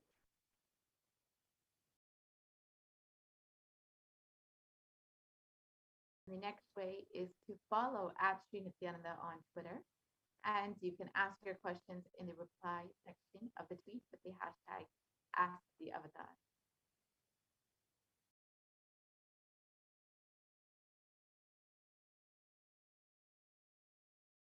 And on Instagram, you can follow Sri Nithyananda and you can ask your questions in the comments.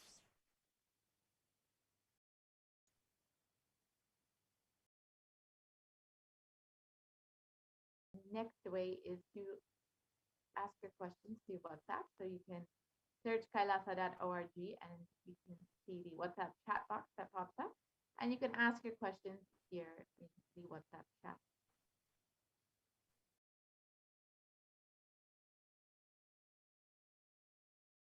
So now let us watch a short clip of Devi Parashakti blessing people. And you can also experience the same when you ask your questions to Devi Parashakti via these 5 social media platforms.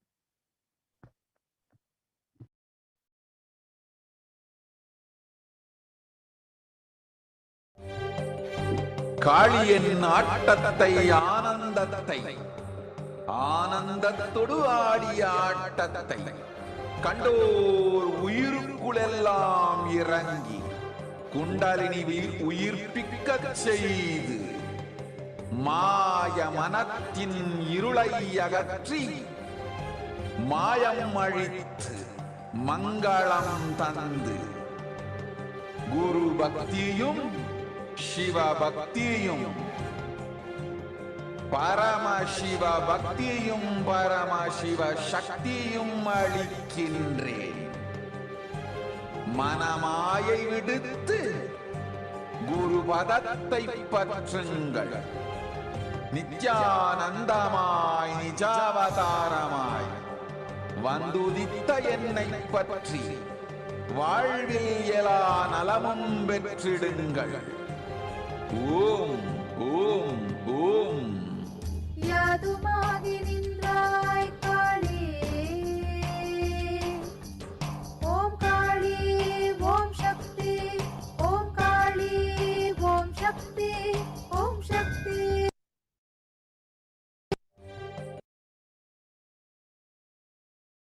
So now let us look at the third method, where Devi Parashakti says to worship her by doing the fire walking wherever she is residing.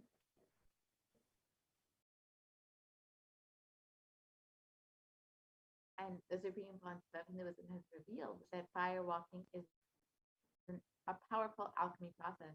In the words of the Supreme Concept of Hinduism himself, our rishis and munis were adepts in every field, and whether health, keeping the society safe in every field. So all the vratams, the pujas, the spiritual techniques, the religious rituals, anything they designed is highly scientific and directly useful to the life. Coronavirus will not affect you at all because that fire walking time, that small blisters you get just shoots up your whole immunity. That power, the power to protect yourself from any virus or any problem. It's actually a powerful technique.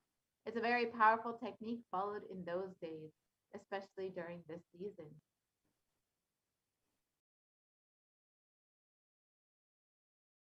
Especially that is done very traditionally and systematically. If you had even small blisters, and even if you did not have any blisters, you are protected already from corona problem.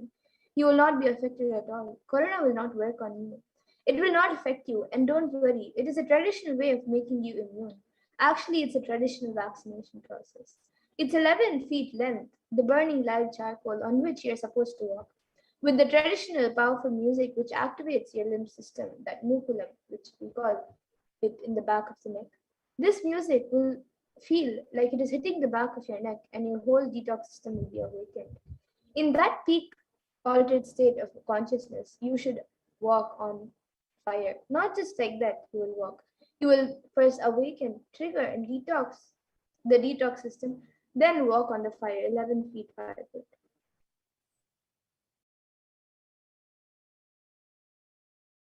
And if you do for one fire walking, you are absolutely protected from corona.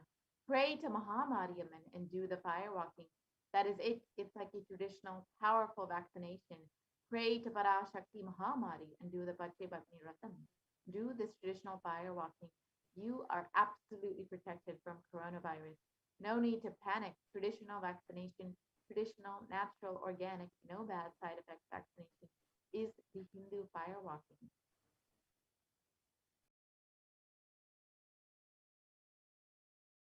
So now let us all watch a video where the Supreme Court of Hinduism reveals the science behind fire walking.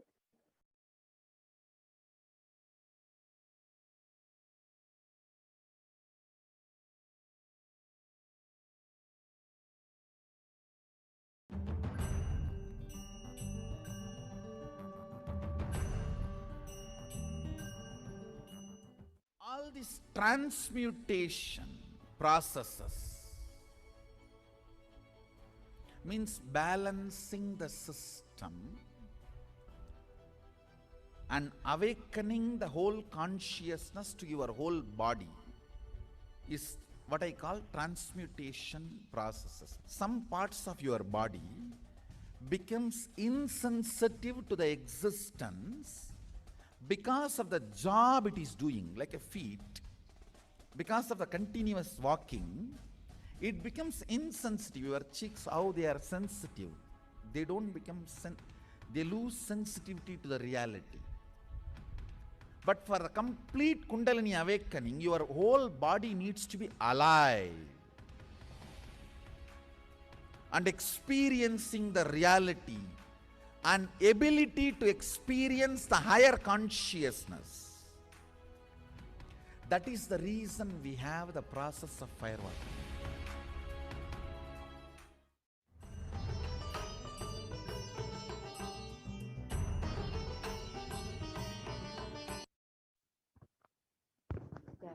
we've understood the science behind fire walking, let us watch a short clip of the Supreme Pontiff of Hinduism himself doing the fire walking in Tiruvannamalai.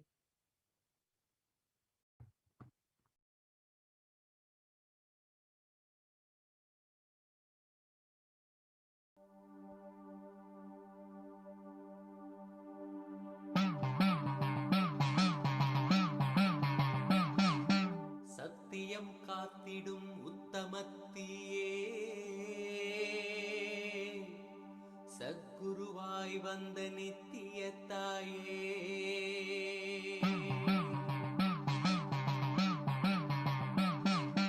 வேதங்கள் வணங்கிடும் ஆதியும் நீயே ஜோதிமலையிலே அவதரித்தாயே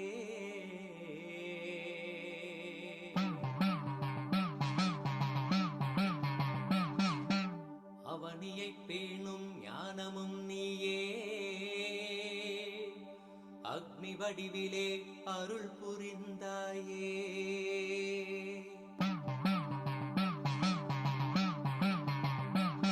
தீயினிலே பிறந்தவளே நித்ய ஆனந்தத்தியே நித்யானந்தேஸ்வரி தீயினிலே பிறந்தவளே நித்ய ஆனந்தத்தியே நித்யானந்தேஸ்வரி கர்மங்களை கொன்றிட வந்தாய் நித்யானந்த தர்ம மண்ணில் வென்றிட வந்தாய் கர்மங்களை கொன்றிட வந்தாய் நித்யானந்த தர்ம மண்ணில் வென்றிட வந்தாய் தீயினிலே பிறந்தவளே நித்ய ஆனந்தத்தியே நித்யானந்தேஸ்வரி.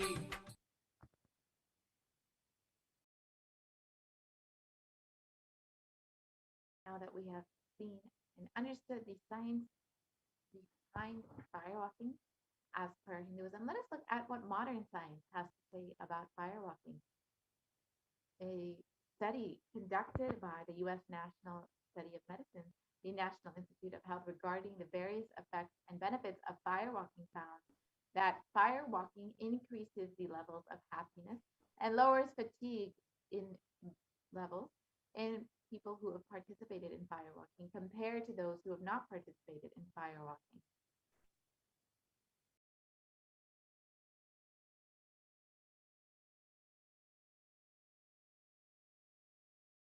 So now let us see the fourth step, which is applying turmeric on your chest, drinking neem juice, and meditating on Devi Parashakti every day.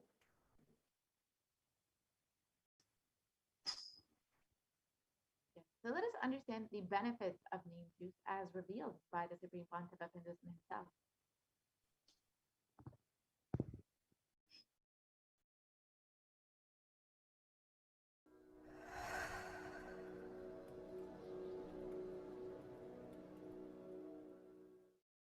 Bididi.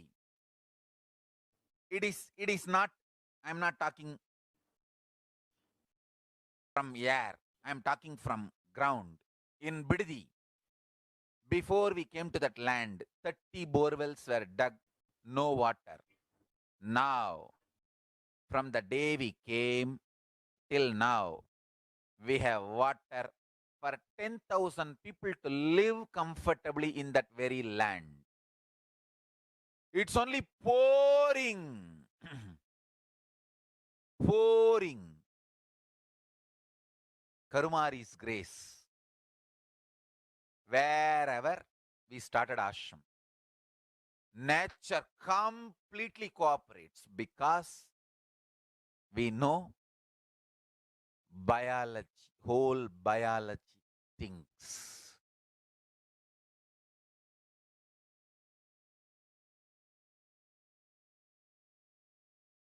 If you are having bitter relationships in your life, just start drinking bitter neem juice every morning. The problem will be solved.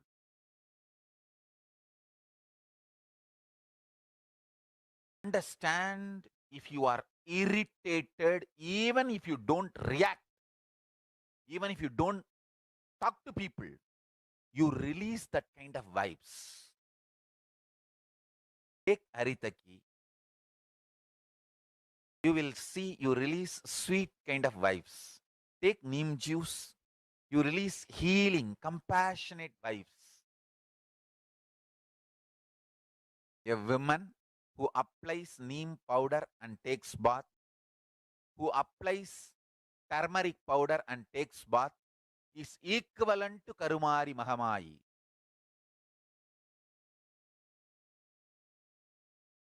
That neem paste and turmeric powder. If a woman takes bath with that, she is equivalent to Mahamayi.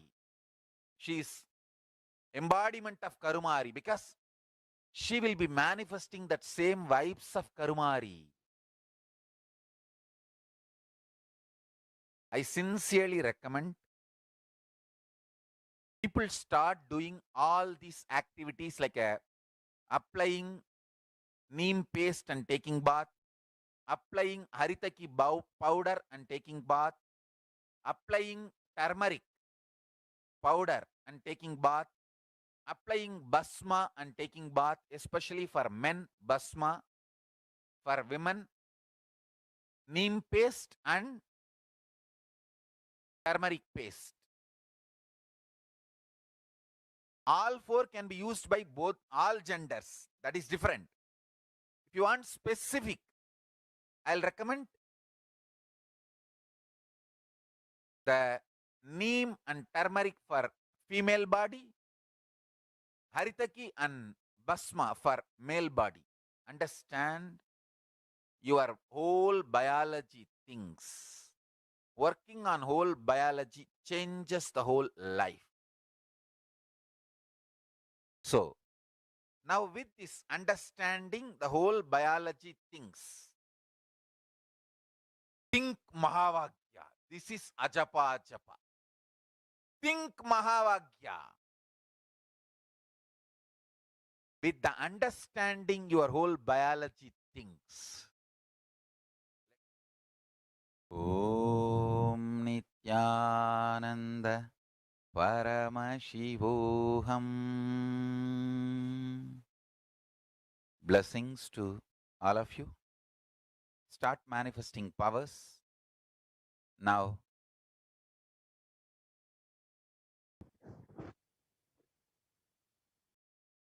Now that we've understood the benefits of neem as revealed by the Supreme Concept of Hinduism, let us look at some of the benefits of turmeric. Of course, traditionally, it is very well known as an anti-inflammatory agent, but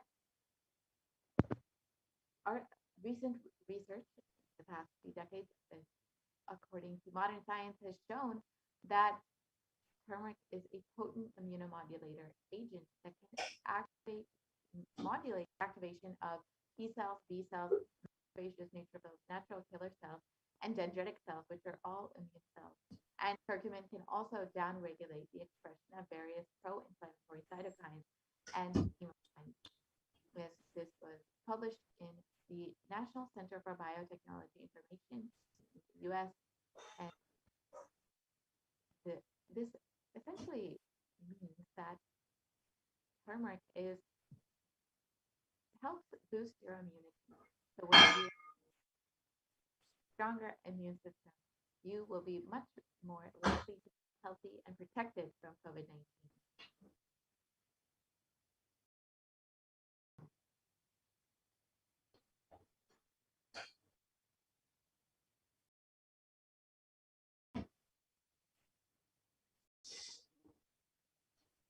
And research shows Essentially shows that turmeric can modulate the activation of various immune as well as enhance the body's antibody response. So with a strengthened immune system, you can stay healthy longer and maintain an active lifestyle.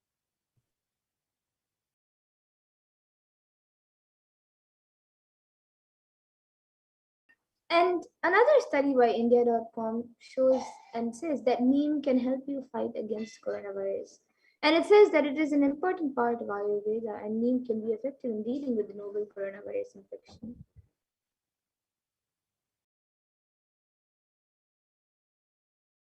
And it was also published that turmeric are effective against coronavirus according to a KGB study.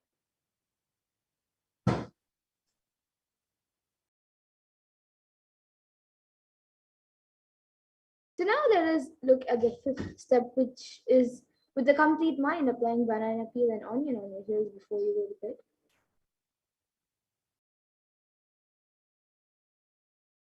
So this is a very simple method to protect yourself. You just have to put onion on your heel and or banana on the heel, and you can put a sock over and go to sleep at night like that. This will completely detoxify your entire body and of course protect you from COVID-19 as Devi Parashakti has revealed.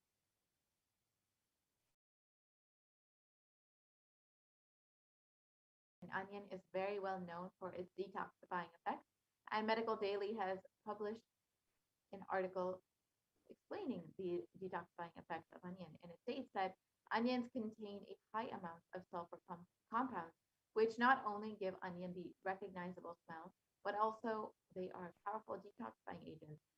And and with more than 100 sulfur containing compounds, which are what cause the eyes to tear, onion can help prevent and treat ailments from diabetes to heart disease, which is why it's very well known in Ayurveda and traditional Hindu medicines for its medicinal properties as a treatment for many ailments and diseases.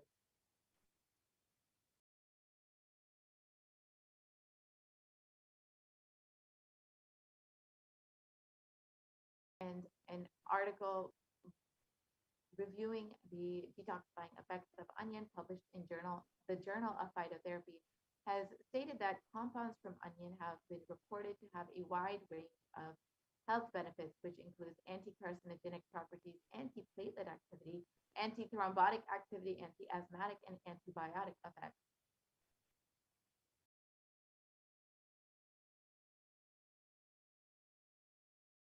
And now let us look at the sixth step, which is being in an unclutched state filled with eternal bliss.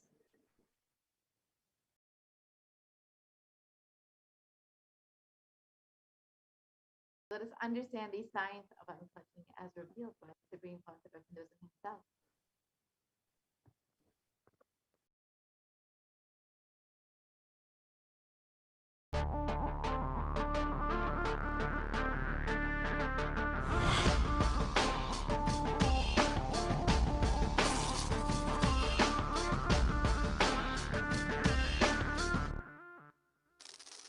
The brain is the organ which controls our whole physical being. Once our brain has been imbalanced, it will then transmit that imbalance throughout the whole body. Thought forms are pure energy that have the ability to influence people and everyday events in life. According to science, our brains generate an electromagnetic field which may be measured by such instruments as an encephalograph. This electromagnetic field is generated by the brain every time we think, and as our mind is never still, we may be compared to perpetual power generators. Fear produces nervous disorders. Anger produces headaches and violence. Confused thoughts produce congestion and ill health. Depression causes cancer, tumors, mental diseases, and lowering of the immune system, causing death through own willpower.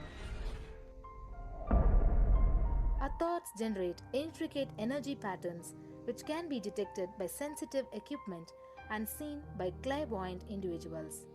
These energy patterns are known as thought forms. Surprisingly, thought forms are shaped by the thoughts themselves.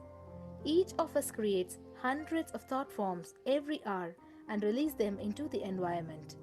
Although we cannot see them, the thought forms have as real an existence as any other form of energy. Most people can sense others' thought forms, and a continuous energetic exchange happens between people, about which we are usually unaware.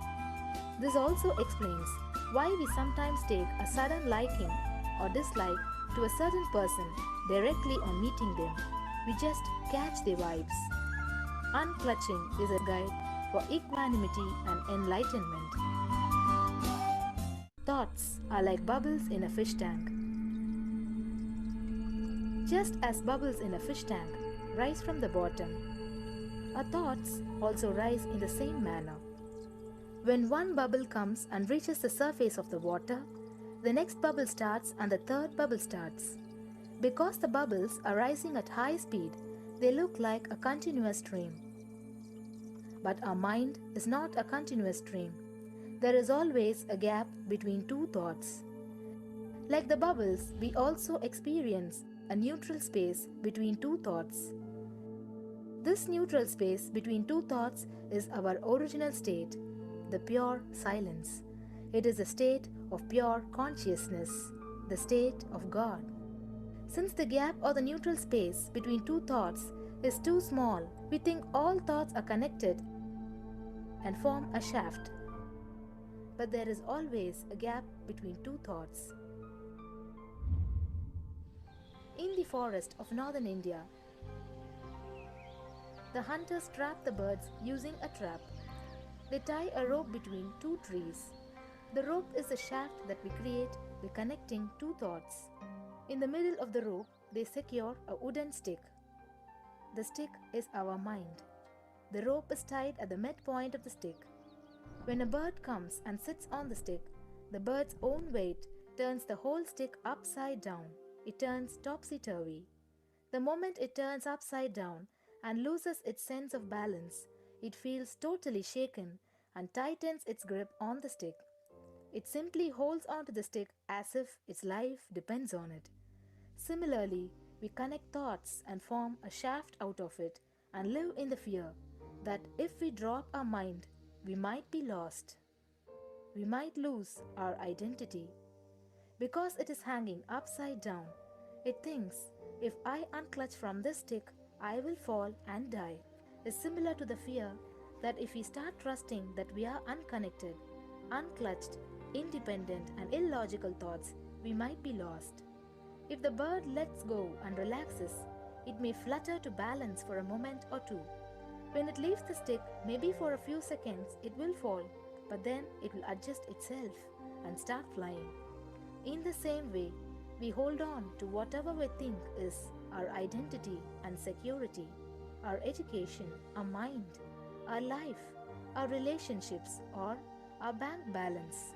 Ultimately comes to remove the stick that is our identity. Just like the bird, we don't realize that if we drop our mind, at that moment we can become a. In Mundaka Upanishad, there is a story which explains there is a huge tree, and in the tallest branch of the tree, there is a golden bird sitting unclutched from everything in bliss, like Dakshinamurti. In the lower level branch, there is a small bird which jumps from here and when it eats a bitter fruit, it feels bad. Whenever she eats the bitter fruit, she sees the bird which is looking above, silently, like Dakshinamurti, and feels why I should not be like that bird. But unfortunately, when the same bird, when it eats tasty fruit, it forgets the bird sitting above it. In the same way, she keeps battling between branches, eating bitter and tasty fruits again and again. One day, as a small bird flies up higher, and as it reaches near the golden bird, it realized that he and she are the same. There is no difference between them both and realizes her original state. The small bird realizes that she also can be in the same state of the golden bird and become a Paramahamsa. This moment, trust yourself. Don't bother about losing your identity. Just trust yourself and let go of your identity. You will immediately become a Paramahamsa and be liberated. All you need to do is to trust that you're unclutched. Dropping the conclusions you can't be transformed is unclutching.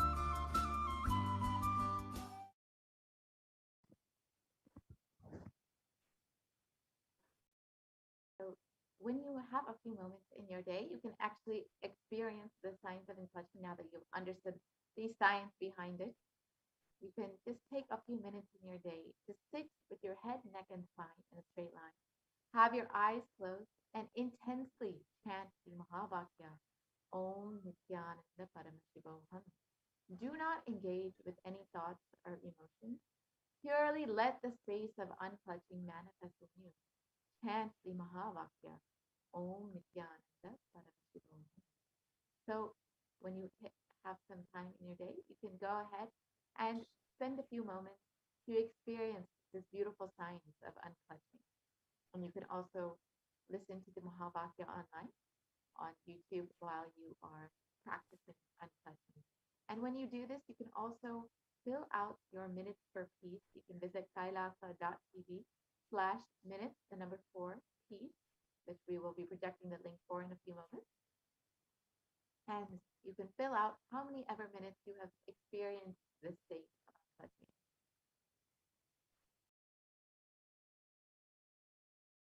Now let us look at the next method for protecting yourself from COVID-19 as revealed by Devi Parashakti, doing the Ajaba Ajaba cosmic sound, Shiva, Shiva, Shiva.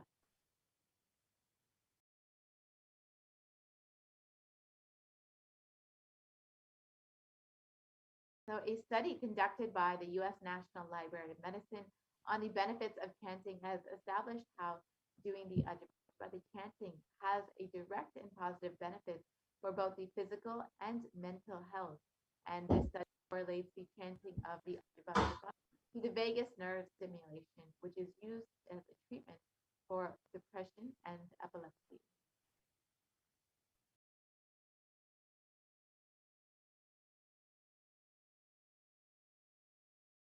So here you can see the results of the study. And another study conducted by Dr. Masuya Emoto establishes that human intentions, words, or thoughts can change the molecular structural formation in water. And this interesting research clearly depicts how, when the water is being exposed to positive sound vibrations, the molecular formation in the water changes to a pleasant formation, whereas any negative sound vibrations or words can disfigure or distort the water molecular formation.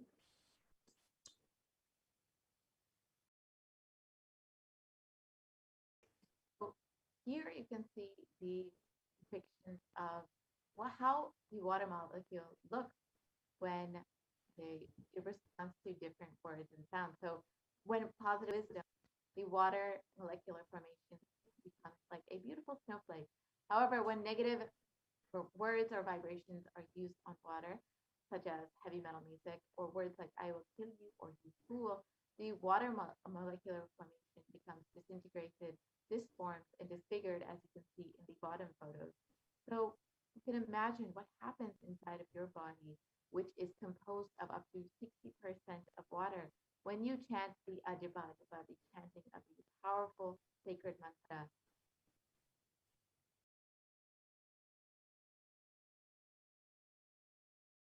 So you can become a part of the global and you can register your minutes per piece when you practice the unclutching or when you practice the Ajva, the chanting of the sacred mantra, Shiva, Shiva, Shiva.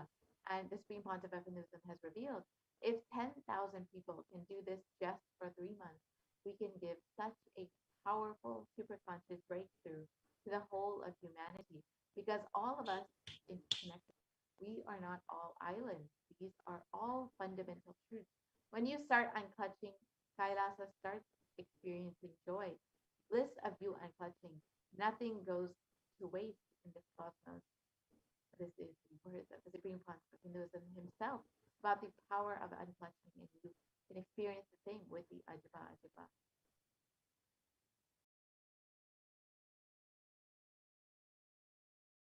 So now let us see the eighth method, which is being in the state beyond any remembrance or forgetting. In the Arunachala Spurana that blossoms as Aham, Aham, the Ananda Spurana. So just by the simple and mere remembrance of the divine, being beyond any remembrance of forgetting and being in the divine space, Pankalachi, is the eighth method. So Devi Parashakti has revealed these 8 methods, and each method is individually powerful enough to protect you from COVID-19. You can use any of these 8 methods, and they will independently work enough to protect you and ensure that you and your family are safe during the pandemic. And one of the methods that Devi Parashakti has revealed is to connect to Devi Parashakti, to Devi, and meditate on her. And the best way to do this is to connect with her, to experience that oneness with her. And you can do this through these various offerings. And so in this next segment, we will be understanding the offerings that we can make to Devi Parashakti, to connect with her, pray to her, and offer our love, our gratitude to Devi Parashakti for happening in our lives, for protecting us during this pralaya, during the pandemic. So you can stay tuned for this next segment where we will understand the various offerings that we can make to Devi Parashakti. Most easiest, most powerful, most inspiring, most exciting way to connect with life as the form of mother. Navaratri is the time to connect with Cosmos as mother. Celebrate Cosmic Mother. This 9 days we worship Mother, worshipping Divine Feminine. யாதுமாகி நின்றாய் காளி ஓம் காளி ஓம் சக்தி ஓம் காளி ஓம் சக்தி ஓம் சக்தி ஓம் சக்தி ஓம் சக்தி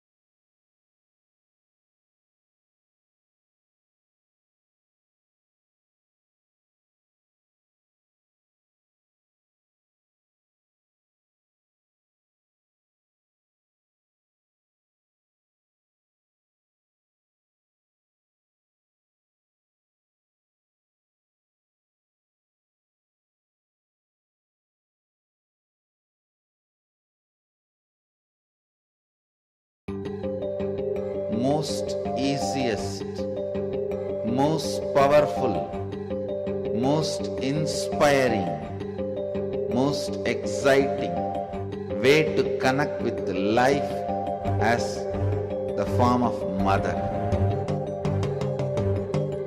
Navaratri is the time to connect with Cosmos as mother. Celebrate Cosmic Mother. This 9 days we worship Mother, worshipping Divine Feminine. ಯಾದುಮಾಗಿ ನಿಂದ್ರಾಯ್ Kali Om Kali Om Shakti Om Kali Om Shakti Om Shakti Om Shakti Om Shakti.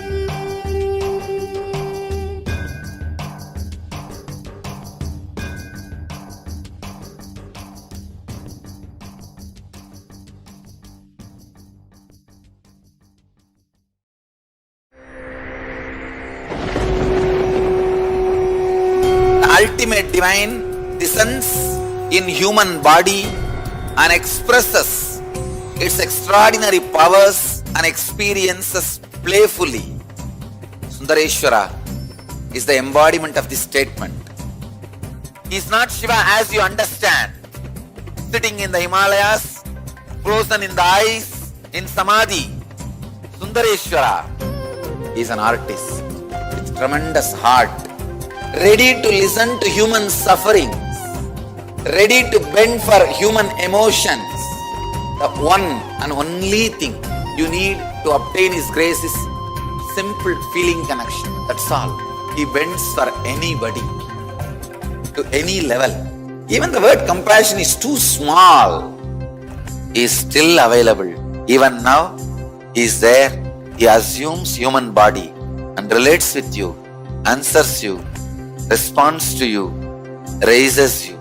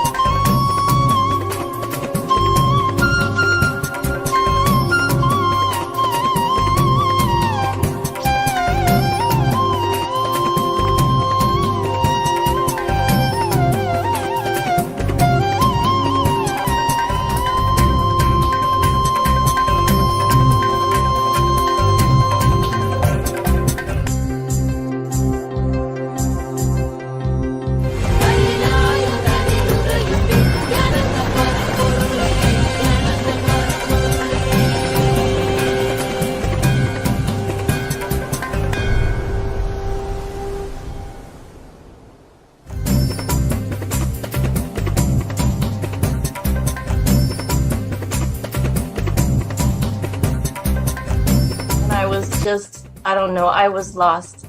And then he was done speaking, and just tears just started pouring out of my face. I'm just like, ugh, I don't know what just happened. It was just like unbelievable, just unbelievable. I was just, I'm shaking now just remembering it. I don't know what shifts inside you. It's just, I literally felt the strong initiation happening at that time when Swamiji blessed. I don't know, it just puts you in some different world altogether, and suddenly everything seems possible. Everything seems, like that impossibilities in that 1 second, fraction of a second, that impossibility drops from you. And you just, everything seems possible, that you get into that space of possibility. And I think, that is the greatest, dropping the impossibilities is really, and something changes in you, something shifts in you. You can physically feel the change. And the energy that is generated is really, it's phenomenal.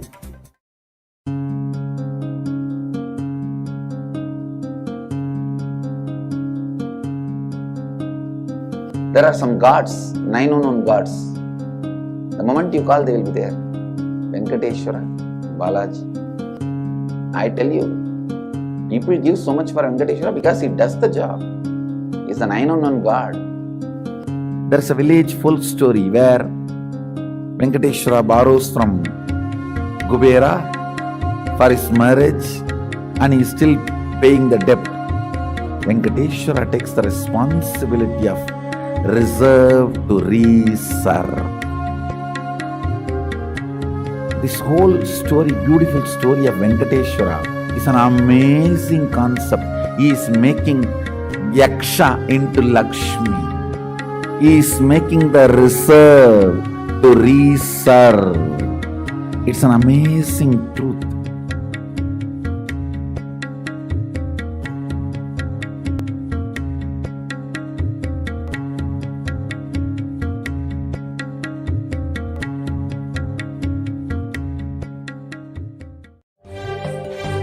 காளியின் ஆட்டத்தை ஆனந்தத்தை ஆனந்தத்தொடு ஆடிய ஆட்டத்தை கண்டோர் உயிருக்குளெல்லாம் இறங்கி குண்டலினி உயிர்ப்பிக்கச் செய்து மாய மனத்தின் இருளை அகற்றி மாயம் அழித்து மங்களம் தந்து குரு பக்தியும் சிவ பக்தியும்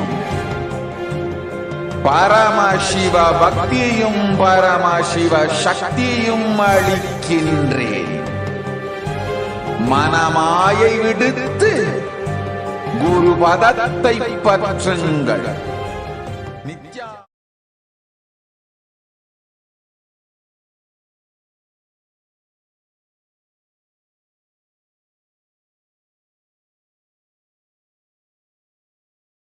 Nithyananda. Now we will be moving into the segment offering Devi Parashakti. Let us see the offerings we can make to Devi Parashakti as we get ready to receive her blessings today.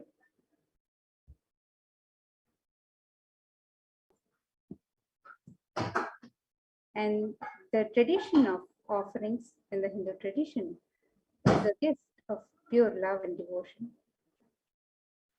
And it's an expression of our sacred sentiments.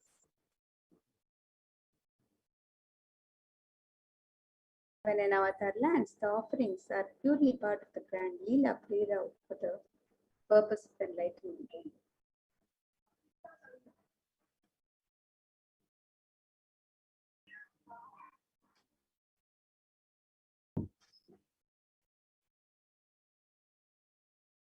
So let us remember Devi Parashakti through the Dhyana Shloka as we get ready to make the offerings and receive Devi Parashakti's darshan. This Dhyana Shloka from the Mula Agama, Manonmani Dhyana, it describes Induni Bhaveda Karavani Nayanam Syat Pankajavara Japakshara Sarayuktam Angahima Bhushana Vichitra Vasanam Syat Tunga Makutojvala Manonmani Swarupam.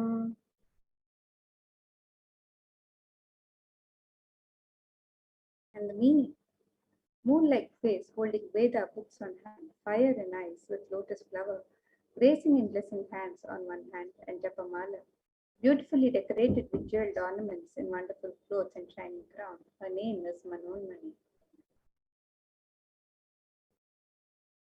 And another Dhyana Shloka on Devi Parashakti describes Dhyayet Devim Trinetram Shashinibhavadanam Vedahastam Dadhanam Kavye Padmam Varadam Apare Chapayam Chakshamalam Divyairabharanair Vibhushitatanum Brahmadi Vibhujitam Devi Meva Manonmanim Pratidinam Kamarthadatrim Shubham. And the meaning of this verse, it says, I meditate on Devi with 3 eyes glowing like the moon and holding the Veda, the lotus and gracing with blessing and gracing hands. She is wearing beautiful ornaments.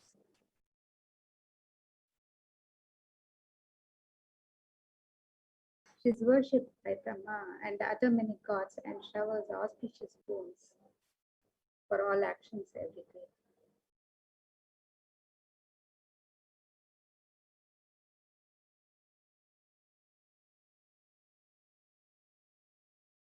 And in the Hindu tradition, the sacred element of gold is used in abundance in all the traditional rituals and offerings to the divine. Let us see the scriptural reference on the significance of the divine element of gold. This verse from the Atharva Veda describes Tretajitam Janmanedam Hiranyam Agnerekam Priyatamam Bapuva Somasyaikyam Insitasya Parapatata Apamekam Veda Samreta Bahudatte Hiranyam Trividastavai Vishe. The translation: triply born by birth is as gold. From the atoms of Agni is one. It becomes dearest to Agni. One fell away from the Soma when it was hurt. One they call the seed of virtuous and powerful Apa, the watery molecules. Let that triple gold be for your long life. Gold is a divine element. It purifies anything it touches. It is an element of great spiritual significance and spiritual power of healing and enlightening. The vibration of gold has the power to infuse sattva energy and positive thought currents in anyone who wears and in anyone who sees or operates in its vicinity. Gold is present in all scriptures, in the Agamas, Vedas, Shrutis, Smritis, Itihasas, and Puranas. In all Hindu scriptures, it is abundantly displayed that gold is the most auspicious and purest metal, which purifies our being. In the Hindu civilization, everything was built in gold and exchanged in gold. Ritual feasts were offered in gold bricks. When one was to be saved from the life-threatening illnesses, gold was offered as a ritual feast. Gold was in abundance and used for weighing equivalent amounts of commodities, including cows. Kingdoms were built with huge doors of gold. The streets would have huge columns and huge archways made of gold. Horses, cows were dressed in gold. The Hindu civilization thrived on the banks of rivers of gold. The Indus River was called Hiranmaya, the river of gold in Rigveda. The river Saraswati was called Hiranyavartini in Atharva Veda. Gold is the supreme element for offering gifts to the ones you love and revere. Temples are constructed and paved in gold. Deities are made in gold and decked and adorned in gold because it preserves the enlightenment energy for thousands of years and it lasts forever.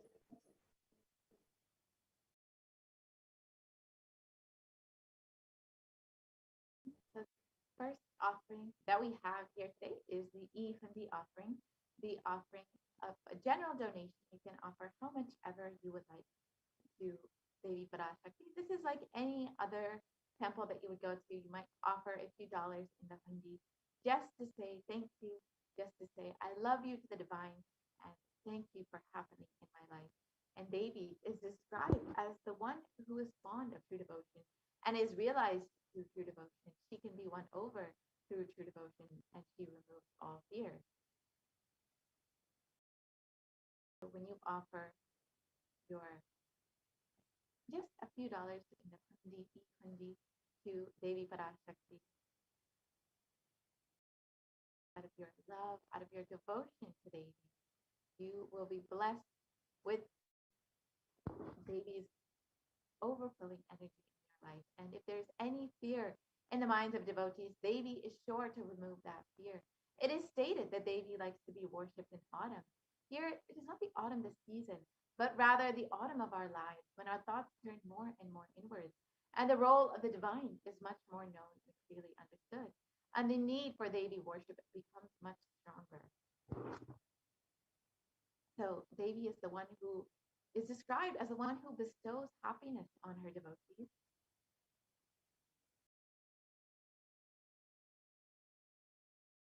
And so you can offer your donation to Devi Parashakti and receive the blessing from Devi herself.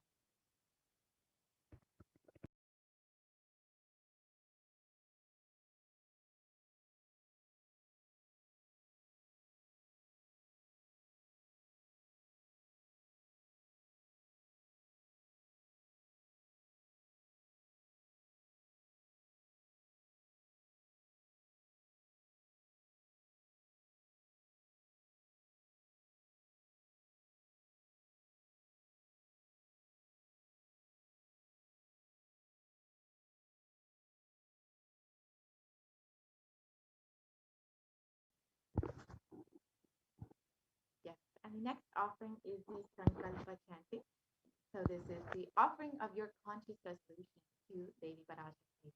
So before you start any endeavor or anything new in your life, you always want to set a conscious resolution and ensure that you put your intention to manifest exactly what it is you want in your life. And when you offer your conscious resolution to Devi Parashakti, you will be blessed with Devi overflowing energy to manifest exactly what it is you want in your life. So you can offer your Sankalpa to Devi Parashakti. And it's described the goddess enchants this universe, and she herself gives birth to this universe. That goddess being prayed without interest in anything gives that knowledge that leads to salvation and gives wealth in a materialistic sense. So you can offer your Sankalpa and receive the blessings of the fruition of all of your desires.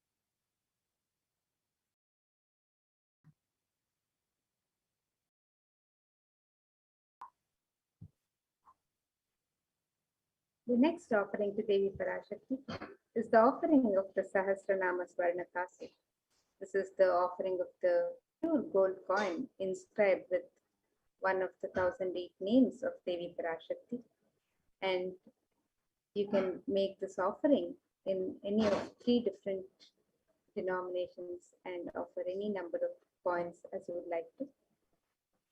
In the Lalita Sahasranama, Devi is described as Namaparayana Prita, she who likes the repetition of her various names. And this offering is a very special and unique archana offered to the Mahameru of Devi Parashakti. And you can make this offering and receive the blessings to imbibe the Ananta Kalyana Gunas, the divine qualities of Devi Parashakti herself. And you can make this offering on the website www.kailasamailer.com/sevas.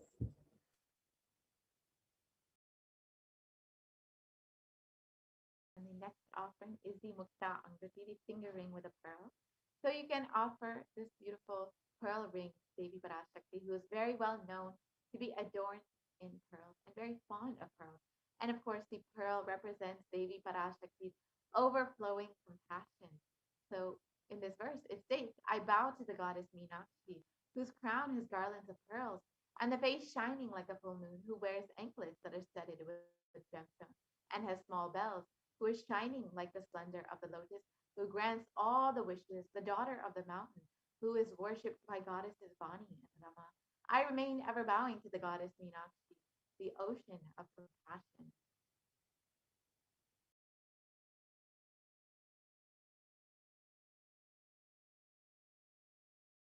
So you can offer this pearl ring to Devi Parashakti and receive the blessings to be showered by her overflowing compassion and love in all of your business endeavors.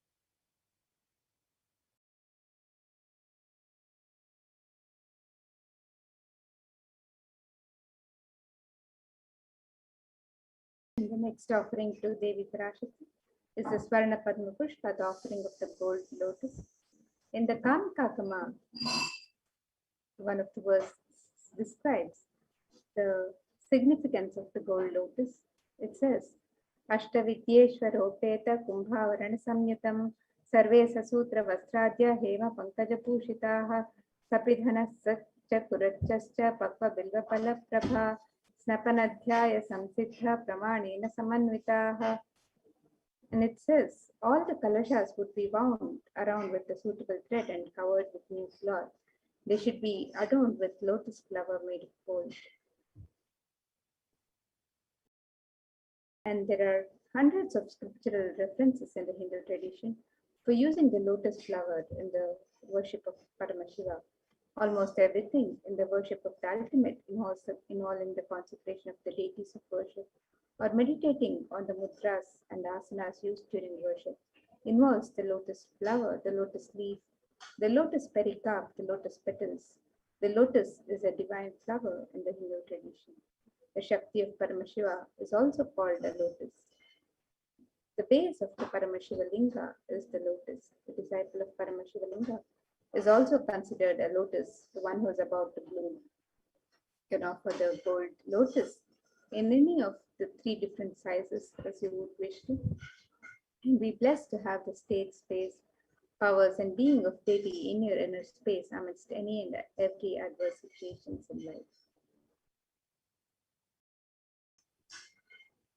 The next offering is the Swarnamati, the gold toe ring, and Devi is described. The toenails of Devi are described in the verse. You whose brightness from the toenails destroy the darkness of ignorance from the minds of your devotees who prostrate at your feet. You whose brightness from your 2 feet and overpower that of the lotus flower.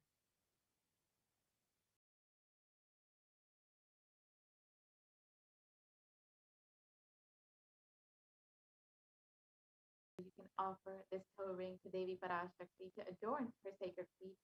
And you can see that the power of Devi's feet have enough power to just destroy the ignorance in your life. So you can offer this and be blessed by Devi Parashakti even in the most difficult aspects of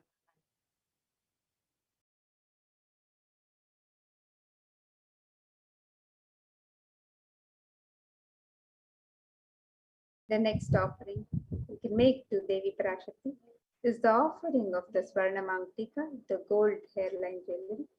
You can offer the Swarnamangtika, which represents the nectar overflowing from the Sahasrara, which is fully open with the sacred sentiment of gratitude. And Devi is described as Sudha Sharavi Varshini, she who makes the nectar flow in all our nerves from the Sahasrara, she who gives the very pleasant experience of the ultimate. We can offer the Swarnamangtika to Devi Parashakti and receive the blessings of achieving the blissful state of overflowing gratitude and the space of complete completion.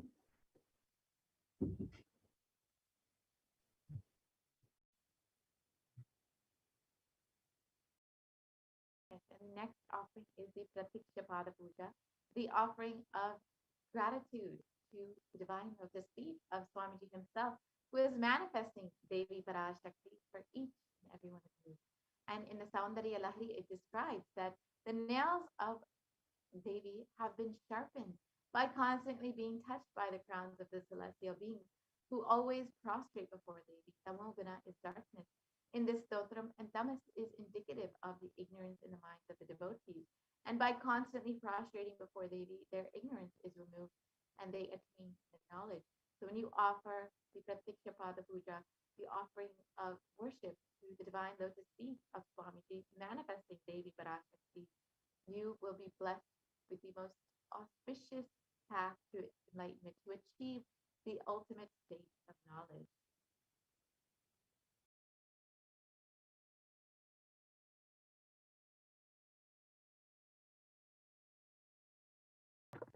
The next offering to Devi Parashakti is the offering of the Vastra Seva, the offering of the sacred cloth.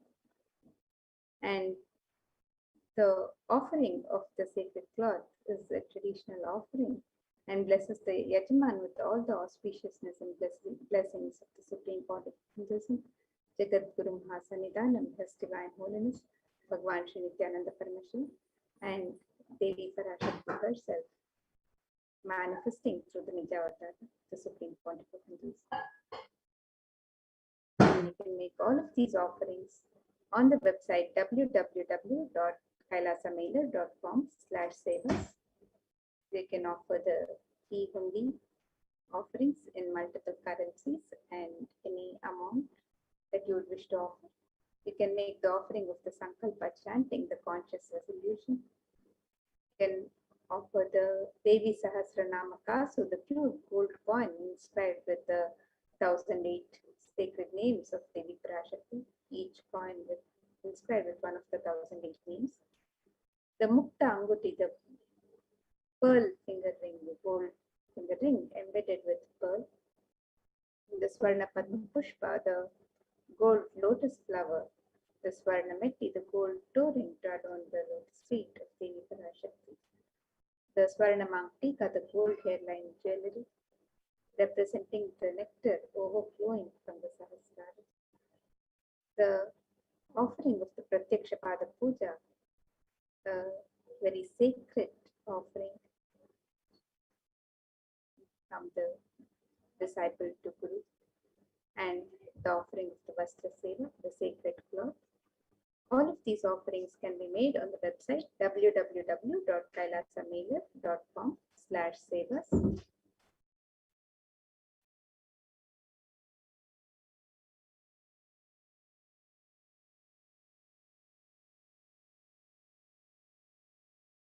So you can take a look at the website here, www.kailasamailer.com/sevas. And we have the various offerings to Devi Parashakti, which you can make on the website by clicking on the link here on step 2. You can also make the offerings for e-hundi. And if you'd like to make an intention to make an offering, you can make the intention on step 1. And once you've made an offering, you can fill out the details of the sankalpa for yourself and your family members, the names and the details of your conscious resolution, the sankalpa. You can fill it out on the form in step 3.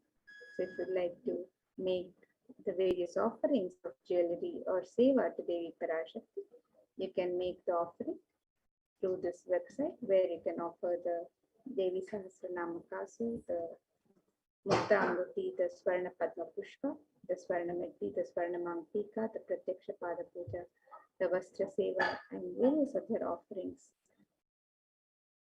on this website to Devi Parashakti. And you can make the offerings of the e-hundi with the multiple currencies, any currency of your choice, US dollars, Australian dollars, New Zealand dollars, Canadian dollars, euros, Indian rupees, Singaporean dollars, Malaysian ringgits, Great Britain pound, and the Chinese yen. And you can make the offering in any amount of your choice. So you can make the offerings on the website www.kailasamailer.com/sevas.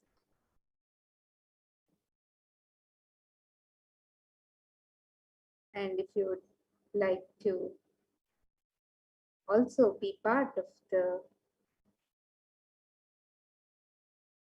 YouTube channel as a e-Kailashan, if you would like to sign up as an e-Kailashan, and if you would like to be a member, so you can post your comments and prayers to Devi Parashakti, and during any of the Bhava Samadhi Darshans, if you would like to post your messages and prayers for the Supreme Pontiff of Hinduism, you can join the YouTube channel. You can become an e-Kailasian, and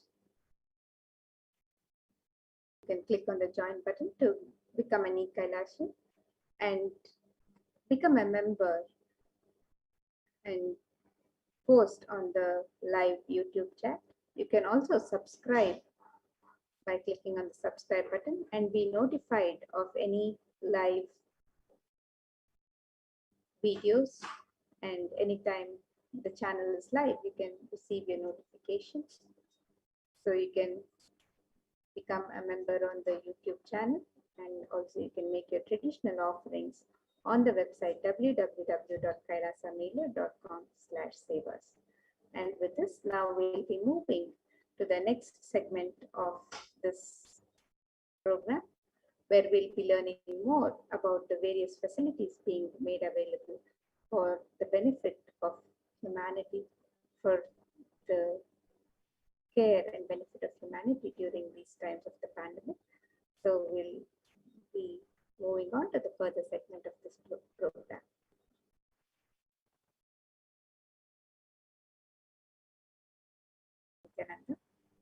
Nithyananda Madhyamaya Swami. Nityanandam Amrita. Nityanandam everyone. Welcome back to this segment. With the blessings of the Supreme Pontiff of Hinduism, Jagat Guru Mahasannidhanam, His Divine Holiness Bhagwan Nithyananda Paramashivan's blessings, let's start with this segment of Kailasa's COVID Care Protection Centers, de facto spiritual embassies of Kailasa, Start with the Sadguru Vandanam. Nithyanandam Paramasugadam Kevalam Jnanamurtim Dvandvatitam Gagana Sadusham Tattvamasya Ekam Nityam Vimalamachalam Sarvadi Sakshibhutam Bhavatitam Triguna Sadgurum Tam Namami.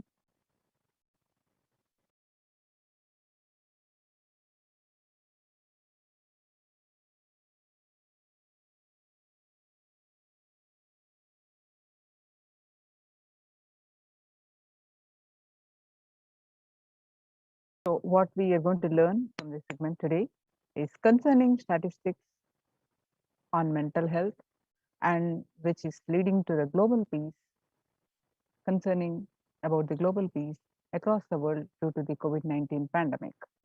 And what are the Supreme Pontiff of Hinduism and Kailasa's contributions for the global peace and the combat the solutions for the COVID-19, and Supreme Pontiff of Hinduism spiritual solutions for COVID-19, and Kailasa's COVID care protection centers, some of the glimpses, why temple-based ecosystems, and UN recognizes Kailasa's contributions, join Kailasa's COVID care protection centers.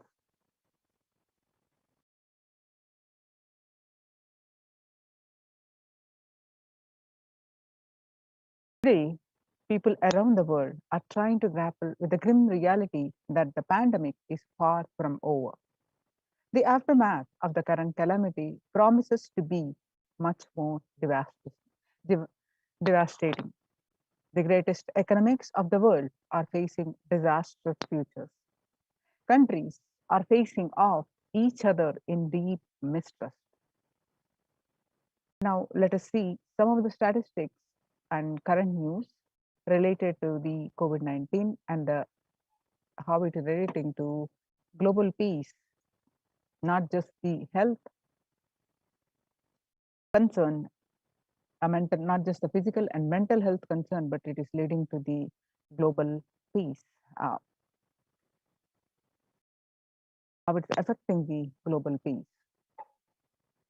In Australia, record high cases in Australia amid the third wave of COVID-19. Australia reported a new record number of coronavirus cases on Thursday when the country continues to battle the third wave of COVID-19 infections. There were more than 2,400 new locally acquired infections reported nationwide on Thursday morning, the figure surpassing 2,000 in a single day for just the second time.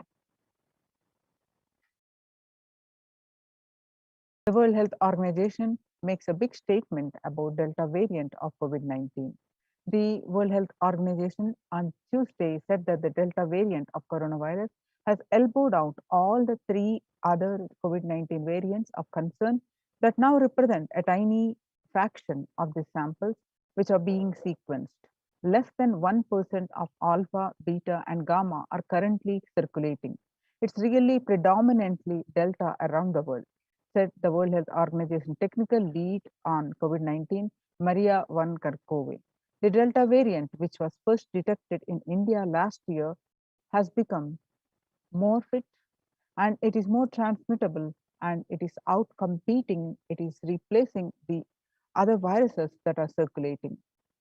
She said and added that the variant has been detected and is more than 185 nations till date.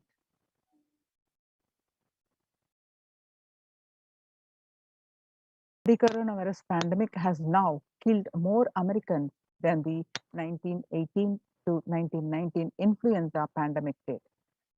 In 1918, the flu infected about 25% of Americans and killed an estimated 0.65% with 675,000 deaths. COVID-19 has infected more than 12% of Americans and killed about 2% with 676,000 deaths.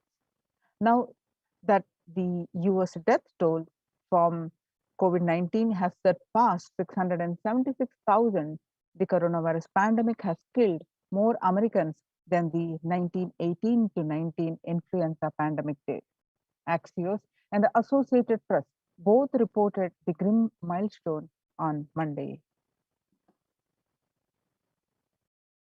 So now the COVID-19 now officially US deadliest pandemic as the death toll crosses that of the 1918 to 19 influenza flu. People infected with alpha variant exhales 100 times more virus into the air than the original COVID strain. According to a study, the University of Maryland researchers suggested that the need for better ventilation and tight-fitting masks in addition to widespread vaccination to help stop spread of the virus. The findings showed that the amount of virus in the air coming from alpha variant infections was much more, 18 times more than could be explained by the increased amount of virus in the nasal swab and saliva.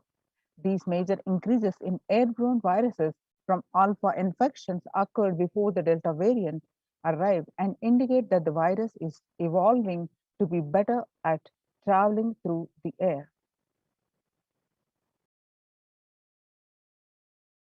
The 6 feet distance may not be enough to prevent the viral transmission indoors.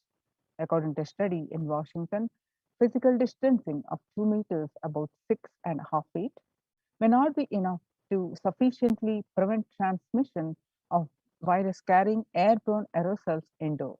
According to a study, the result published in the journal Sustainable Cities and Society suggests that the physical distance alone is not enough to prevent human exposure to exhaled aerosols and should be implemented with other control strategies such as masking the adequate ventilation. The researchers examined 3 factors: the amount and rate of air ventilated through a space, the indoor airflow pattern associated with the different ventilation strategies, and the aerosol emission mode of breathing versus talking.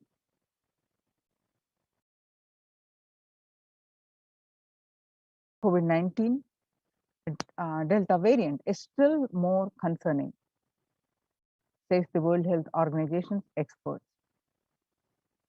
Even with the emergence of the new, more COVID-19 variant, the Delta variant remains the top concern globally, appearing to outcompete others.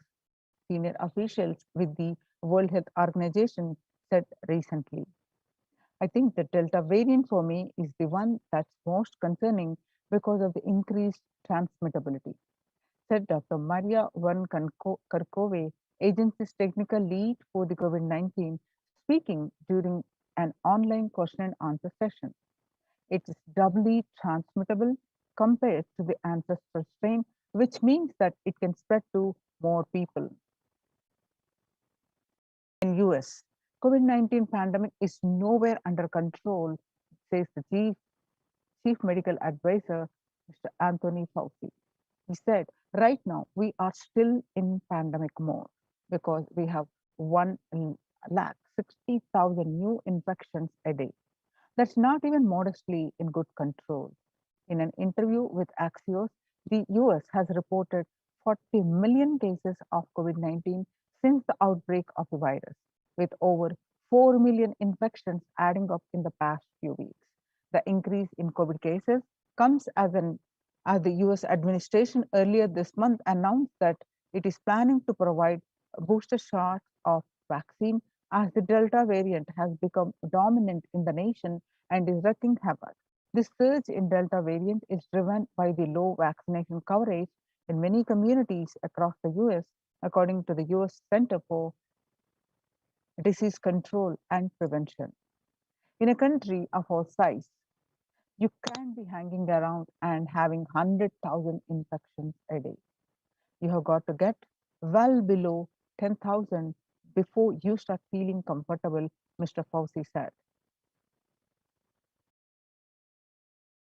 COVID-19 violent incidences and fatalities made the world less peaceful. According to a statistic, as you see in the graph, The violent incidences related to the pandemic peaked in April 2020. The younger adults are more likely to report symptoms of anxiety and or depressive disorder during the COVID-19 pandemic. The ages 18 to 24, the youngest adults are affected more, which is 56.2, and ages 25 to 49, which 48.9, and ages 50 to 64 about 39.1, and ages 65 plus about 29.3.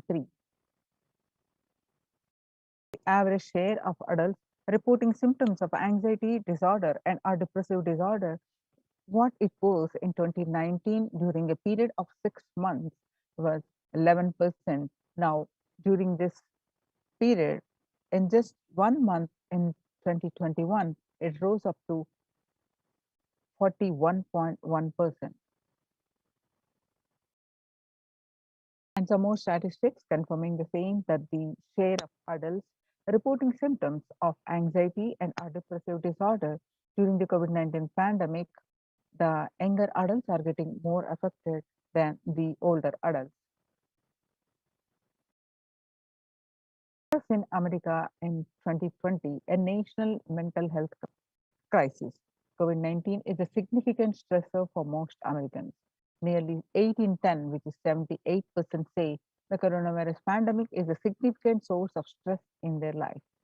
Nearly 7 in 10, which is 67%, say they have experienced increased stress over the course of the pandemic. COVID-19 could exacerbate doctors' existing mental health burden. More than 60,000 healthcare workers have contracted COVID-19. 300 have died. An estimated 300 to 400 physicians die by suicide every year. And of the healthcare workers who treated patients during the China's COVID outbreak, 50% showed signs of depression and 45% showed signs of anxiety, according to a preliminary research. Self-reported mental health among pregnant women and new mothers. Before the COVID-19 pandemic, the depression was 15%. Now, during the pandemic, it rose up to 40.7%. And the anxiety levels were 29%. Now it is rose up to 72%. Living under stay-at-home orders, 8 in 10 students are struggling with focus on school or work and avoiding distractions. And 55% of all students do not know where to go for help for their mental health. Nearly 82% of women surveyed said their lives have been negatively disrupted by the pandemic. Nearly 70% of women who have experienced these disruptions are concerned their career growth may be limited as a result. The global economic outlook during the COVID-19 pandemic, a changed world. The pandemic is expected to plunge most countries into recession in 2020, with per capita income contacting the largest fraction of countries globally since 1870. The COVID-19 recession has seen the fastest, steepest downgrade in consensus growth projection among all global recessions since 1990. Most countries are expected to face recessions in 2020.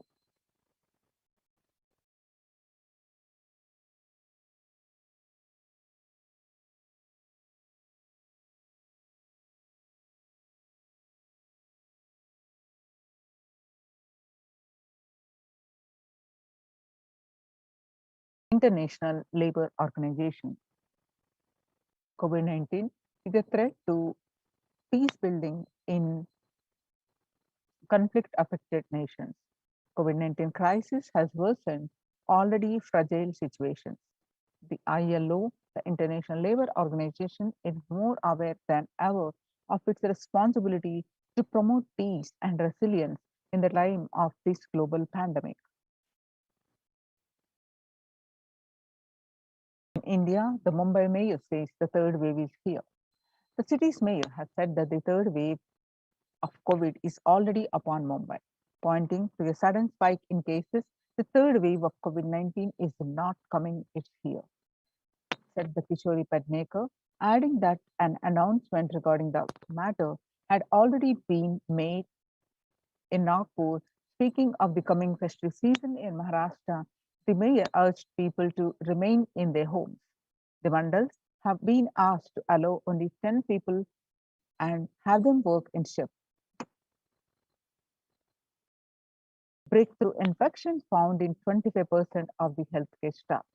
A little over 25% of health workers were infected with coronavirus despite getting fully vaccinated. A recent study has revealed, giving an insight on the breakthrough infections due to the Delta variant. This study, jointly conducted by the Institute of Genomics and Integrative Biology and Maximum Hospitals in Delhi NCR, found that the vaccination breakthroughs were far more common during the Delta outbreak in Delhi than previously reported.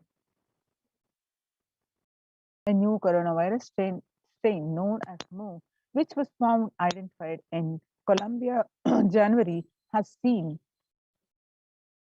designated variant of interest by the World Health Organization.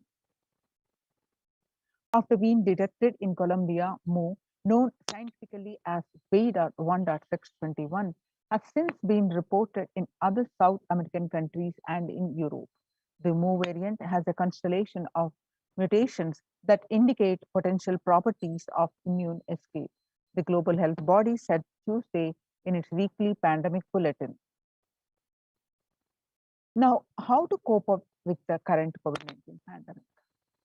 It is important to address the COVID-19 pandemic, which is seeing another wave destroying many more lives. The Supreme Pontiff of Hinduism says the pandemic fatigue setting in as a result of continuous lockdown and is resulting in delusional ignorance. Holding on to the delusion and supporting this space of delusional decisions leads to delusional arrogance. Continuous lockdown leads to delusional thoughts like, so what, if I die, it's okay. I cannot live forever in this lockdown. Going out and exposing oneself and putting the risk on yourself and others with irresponsibility and insensitivity is the delusional arrogance. The global COVID virus pandemic has left the whole world desperately looking for answers. Life as it had been experienced even back in February 2020 is no longer recognizable. Drastic change is the order of the day, with people having to redefine their world with the new paradigms of economy, society, faith, religion, and health.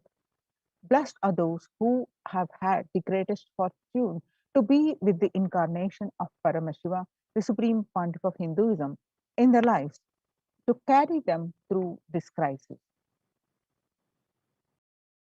Join the Kailasa's COVID Care Protection Centers to save your life and register now through the link below https://kailasa.org/Kailasa care.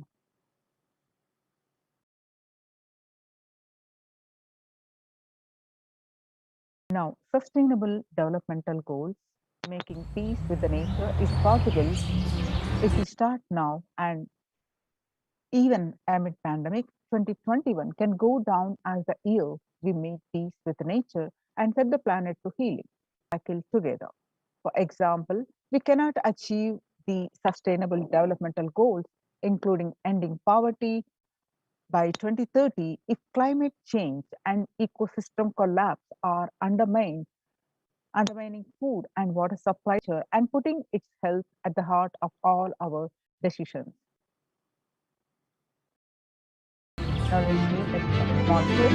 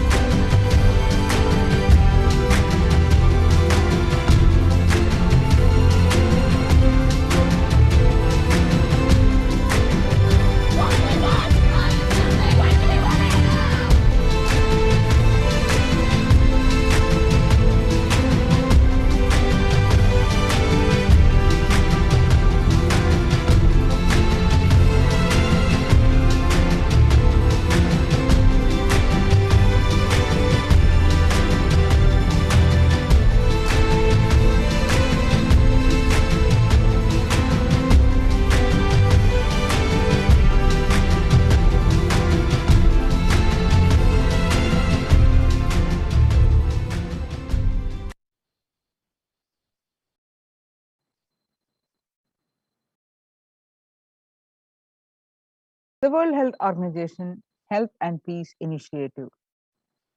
Health and peace are interrelated. In the words of the Director General of the World Health Organization, Mr. Tedros, there cannot be health without peace, and there cannot be peace without health. If individuals and groups enjoy equitable access to health services, fulfilling their rights to physical and mental health, and health actors design natural, neutral health interventions that promote trust and dialogue, and communities are empowered to cope with violent conflict, then health coverage is more universal, grievances can be heard and addressed to generate trust around the health emergency concerns. Affected communities are more likely to make meaningful contributions to peace and reconciliation and to resist incitement to violence. United States Institute of Peace. Amid COVID, we need enhanced international coordination to build peace. Tackling the pandemic and building resilience in fragile states requires concerted international action at local, national, and global levels. As the humanitarian and economic toll of the COVID-19 pandemic continues to grow, so does the risk that this crisis will fuel new conflict around the world while stemming prospects for resolving ongoing ones. The stronger health systems and universal health coverage must be a priority. Remarks of the General Assembly special session in response to the COVID-19 pandemic. For the first time since 1945, the entire world is confronted by a common threat, regardless of nationality, ethnicity, or faith. A new social contract between people, governments, and private sector, civil society, and more can tackle the roots of inequality with fair taxation on income and wealth, universal benefits, and opportunities for all. Now let us see the contributions of the Supreme Pontiff of Hinduism to add to the global peace. Vedic tradition beautifully says, Yastu sarvani bhutani atmani ivanu pushyati, sarva bhuteti shatmanam tato navigupshate. Isha Upanishad, verse 6. Global peace is the byproduct of the individual bliss. Now, whenever an individual goes through the spiritual bliss, he manifests a beautiful, peaceful life for him and everyone around him. If he is powerful enough, he moves the whole city and manifests peace. He is more powerful and he moves the whole village and the whole country. If he is powerful enough, like incarnations, he moves the whole world and manifests peace for them. Understand the individual peace, individual bliss is the source for the global peace. And whatever level it is you are, global peace is the byproduct of the individual bliss. Now let us see the Supreme Pontiff of Hinduism explaining that global peace is the byproduct of individual bliss and he gives us the solution from this video how to achieve the individual peace.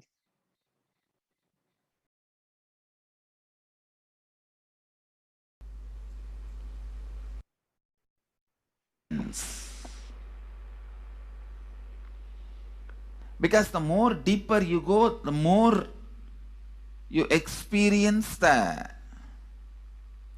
unified field of consciousness. Various words are used.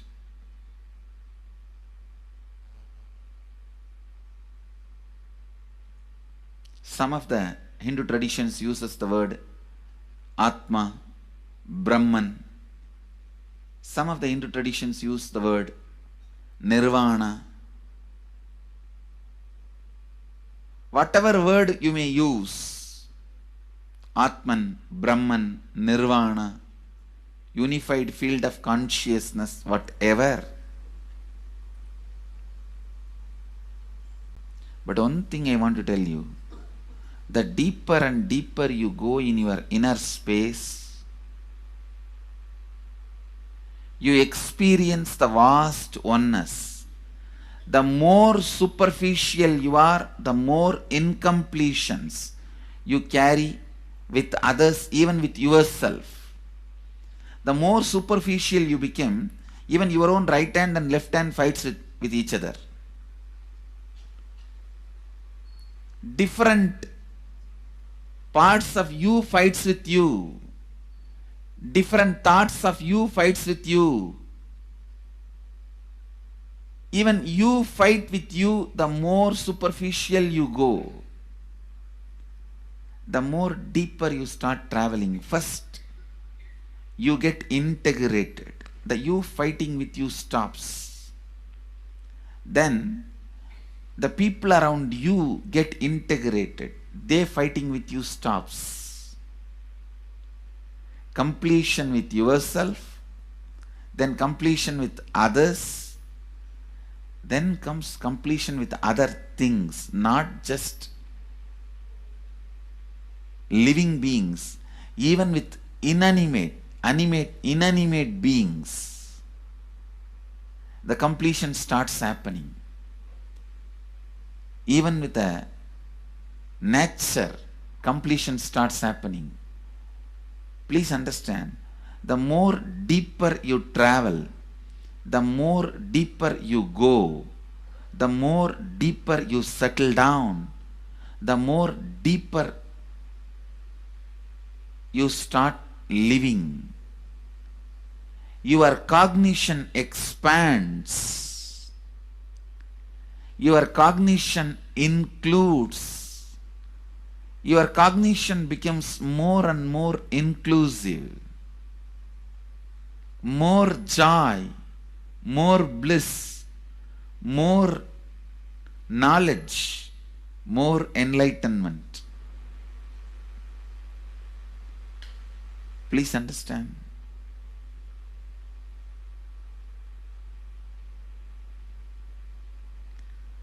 The more and more completion happens in you, you will see everyone around you feels complete with you. That is why I am saying, whether they have body or they are disembodied, in the deepest corners of your being, deepermost layers of your being, deepest parts of your being, you experience such powerful awareness, such joy.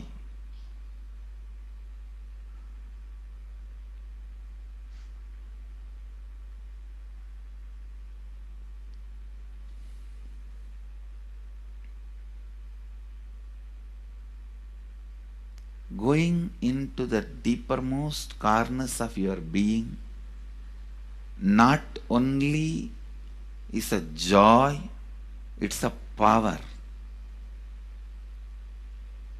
Because suddenly you will see everybody around you, everything around you listens to you. It really becomes a vibrant power where the tendency to exploit is not there. Listen, that's a very important thing. Power without the tendency to exploit. Because as long as you feel the other person is separate from you, when you get the power, it will always be used for exploiting.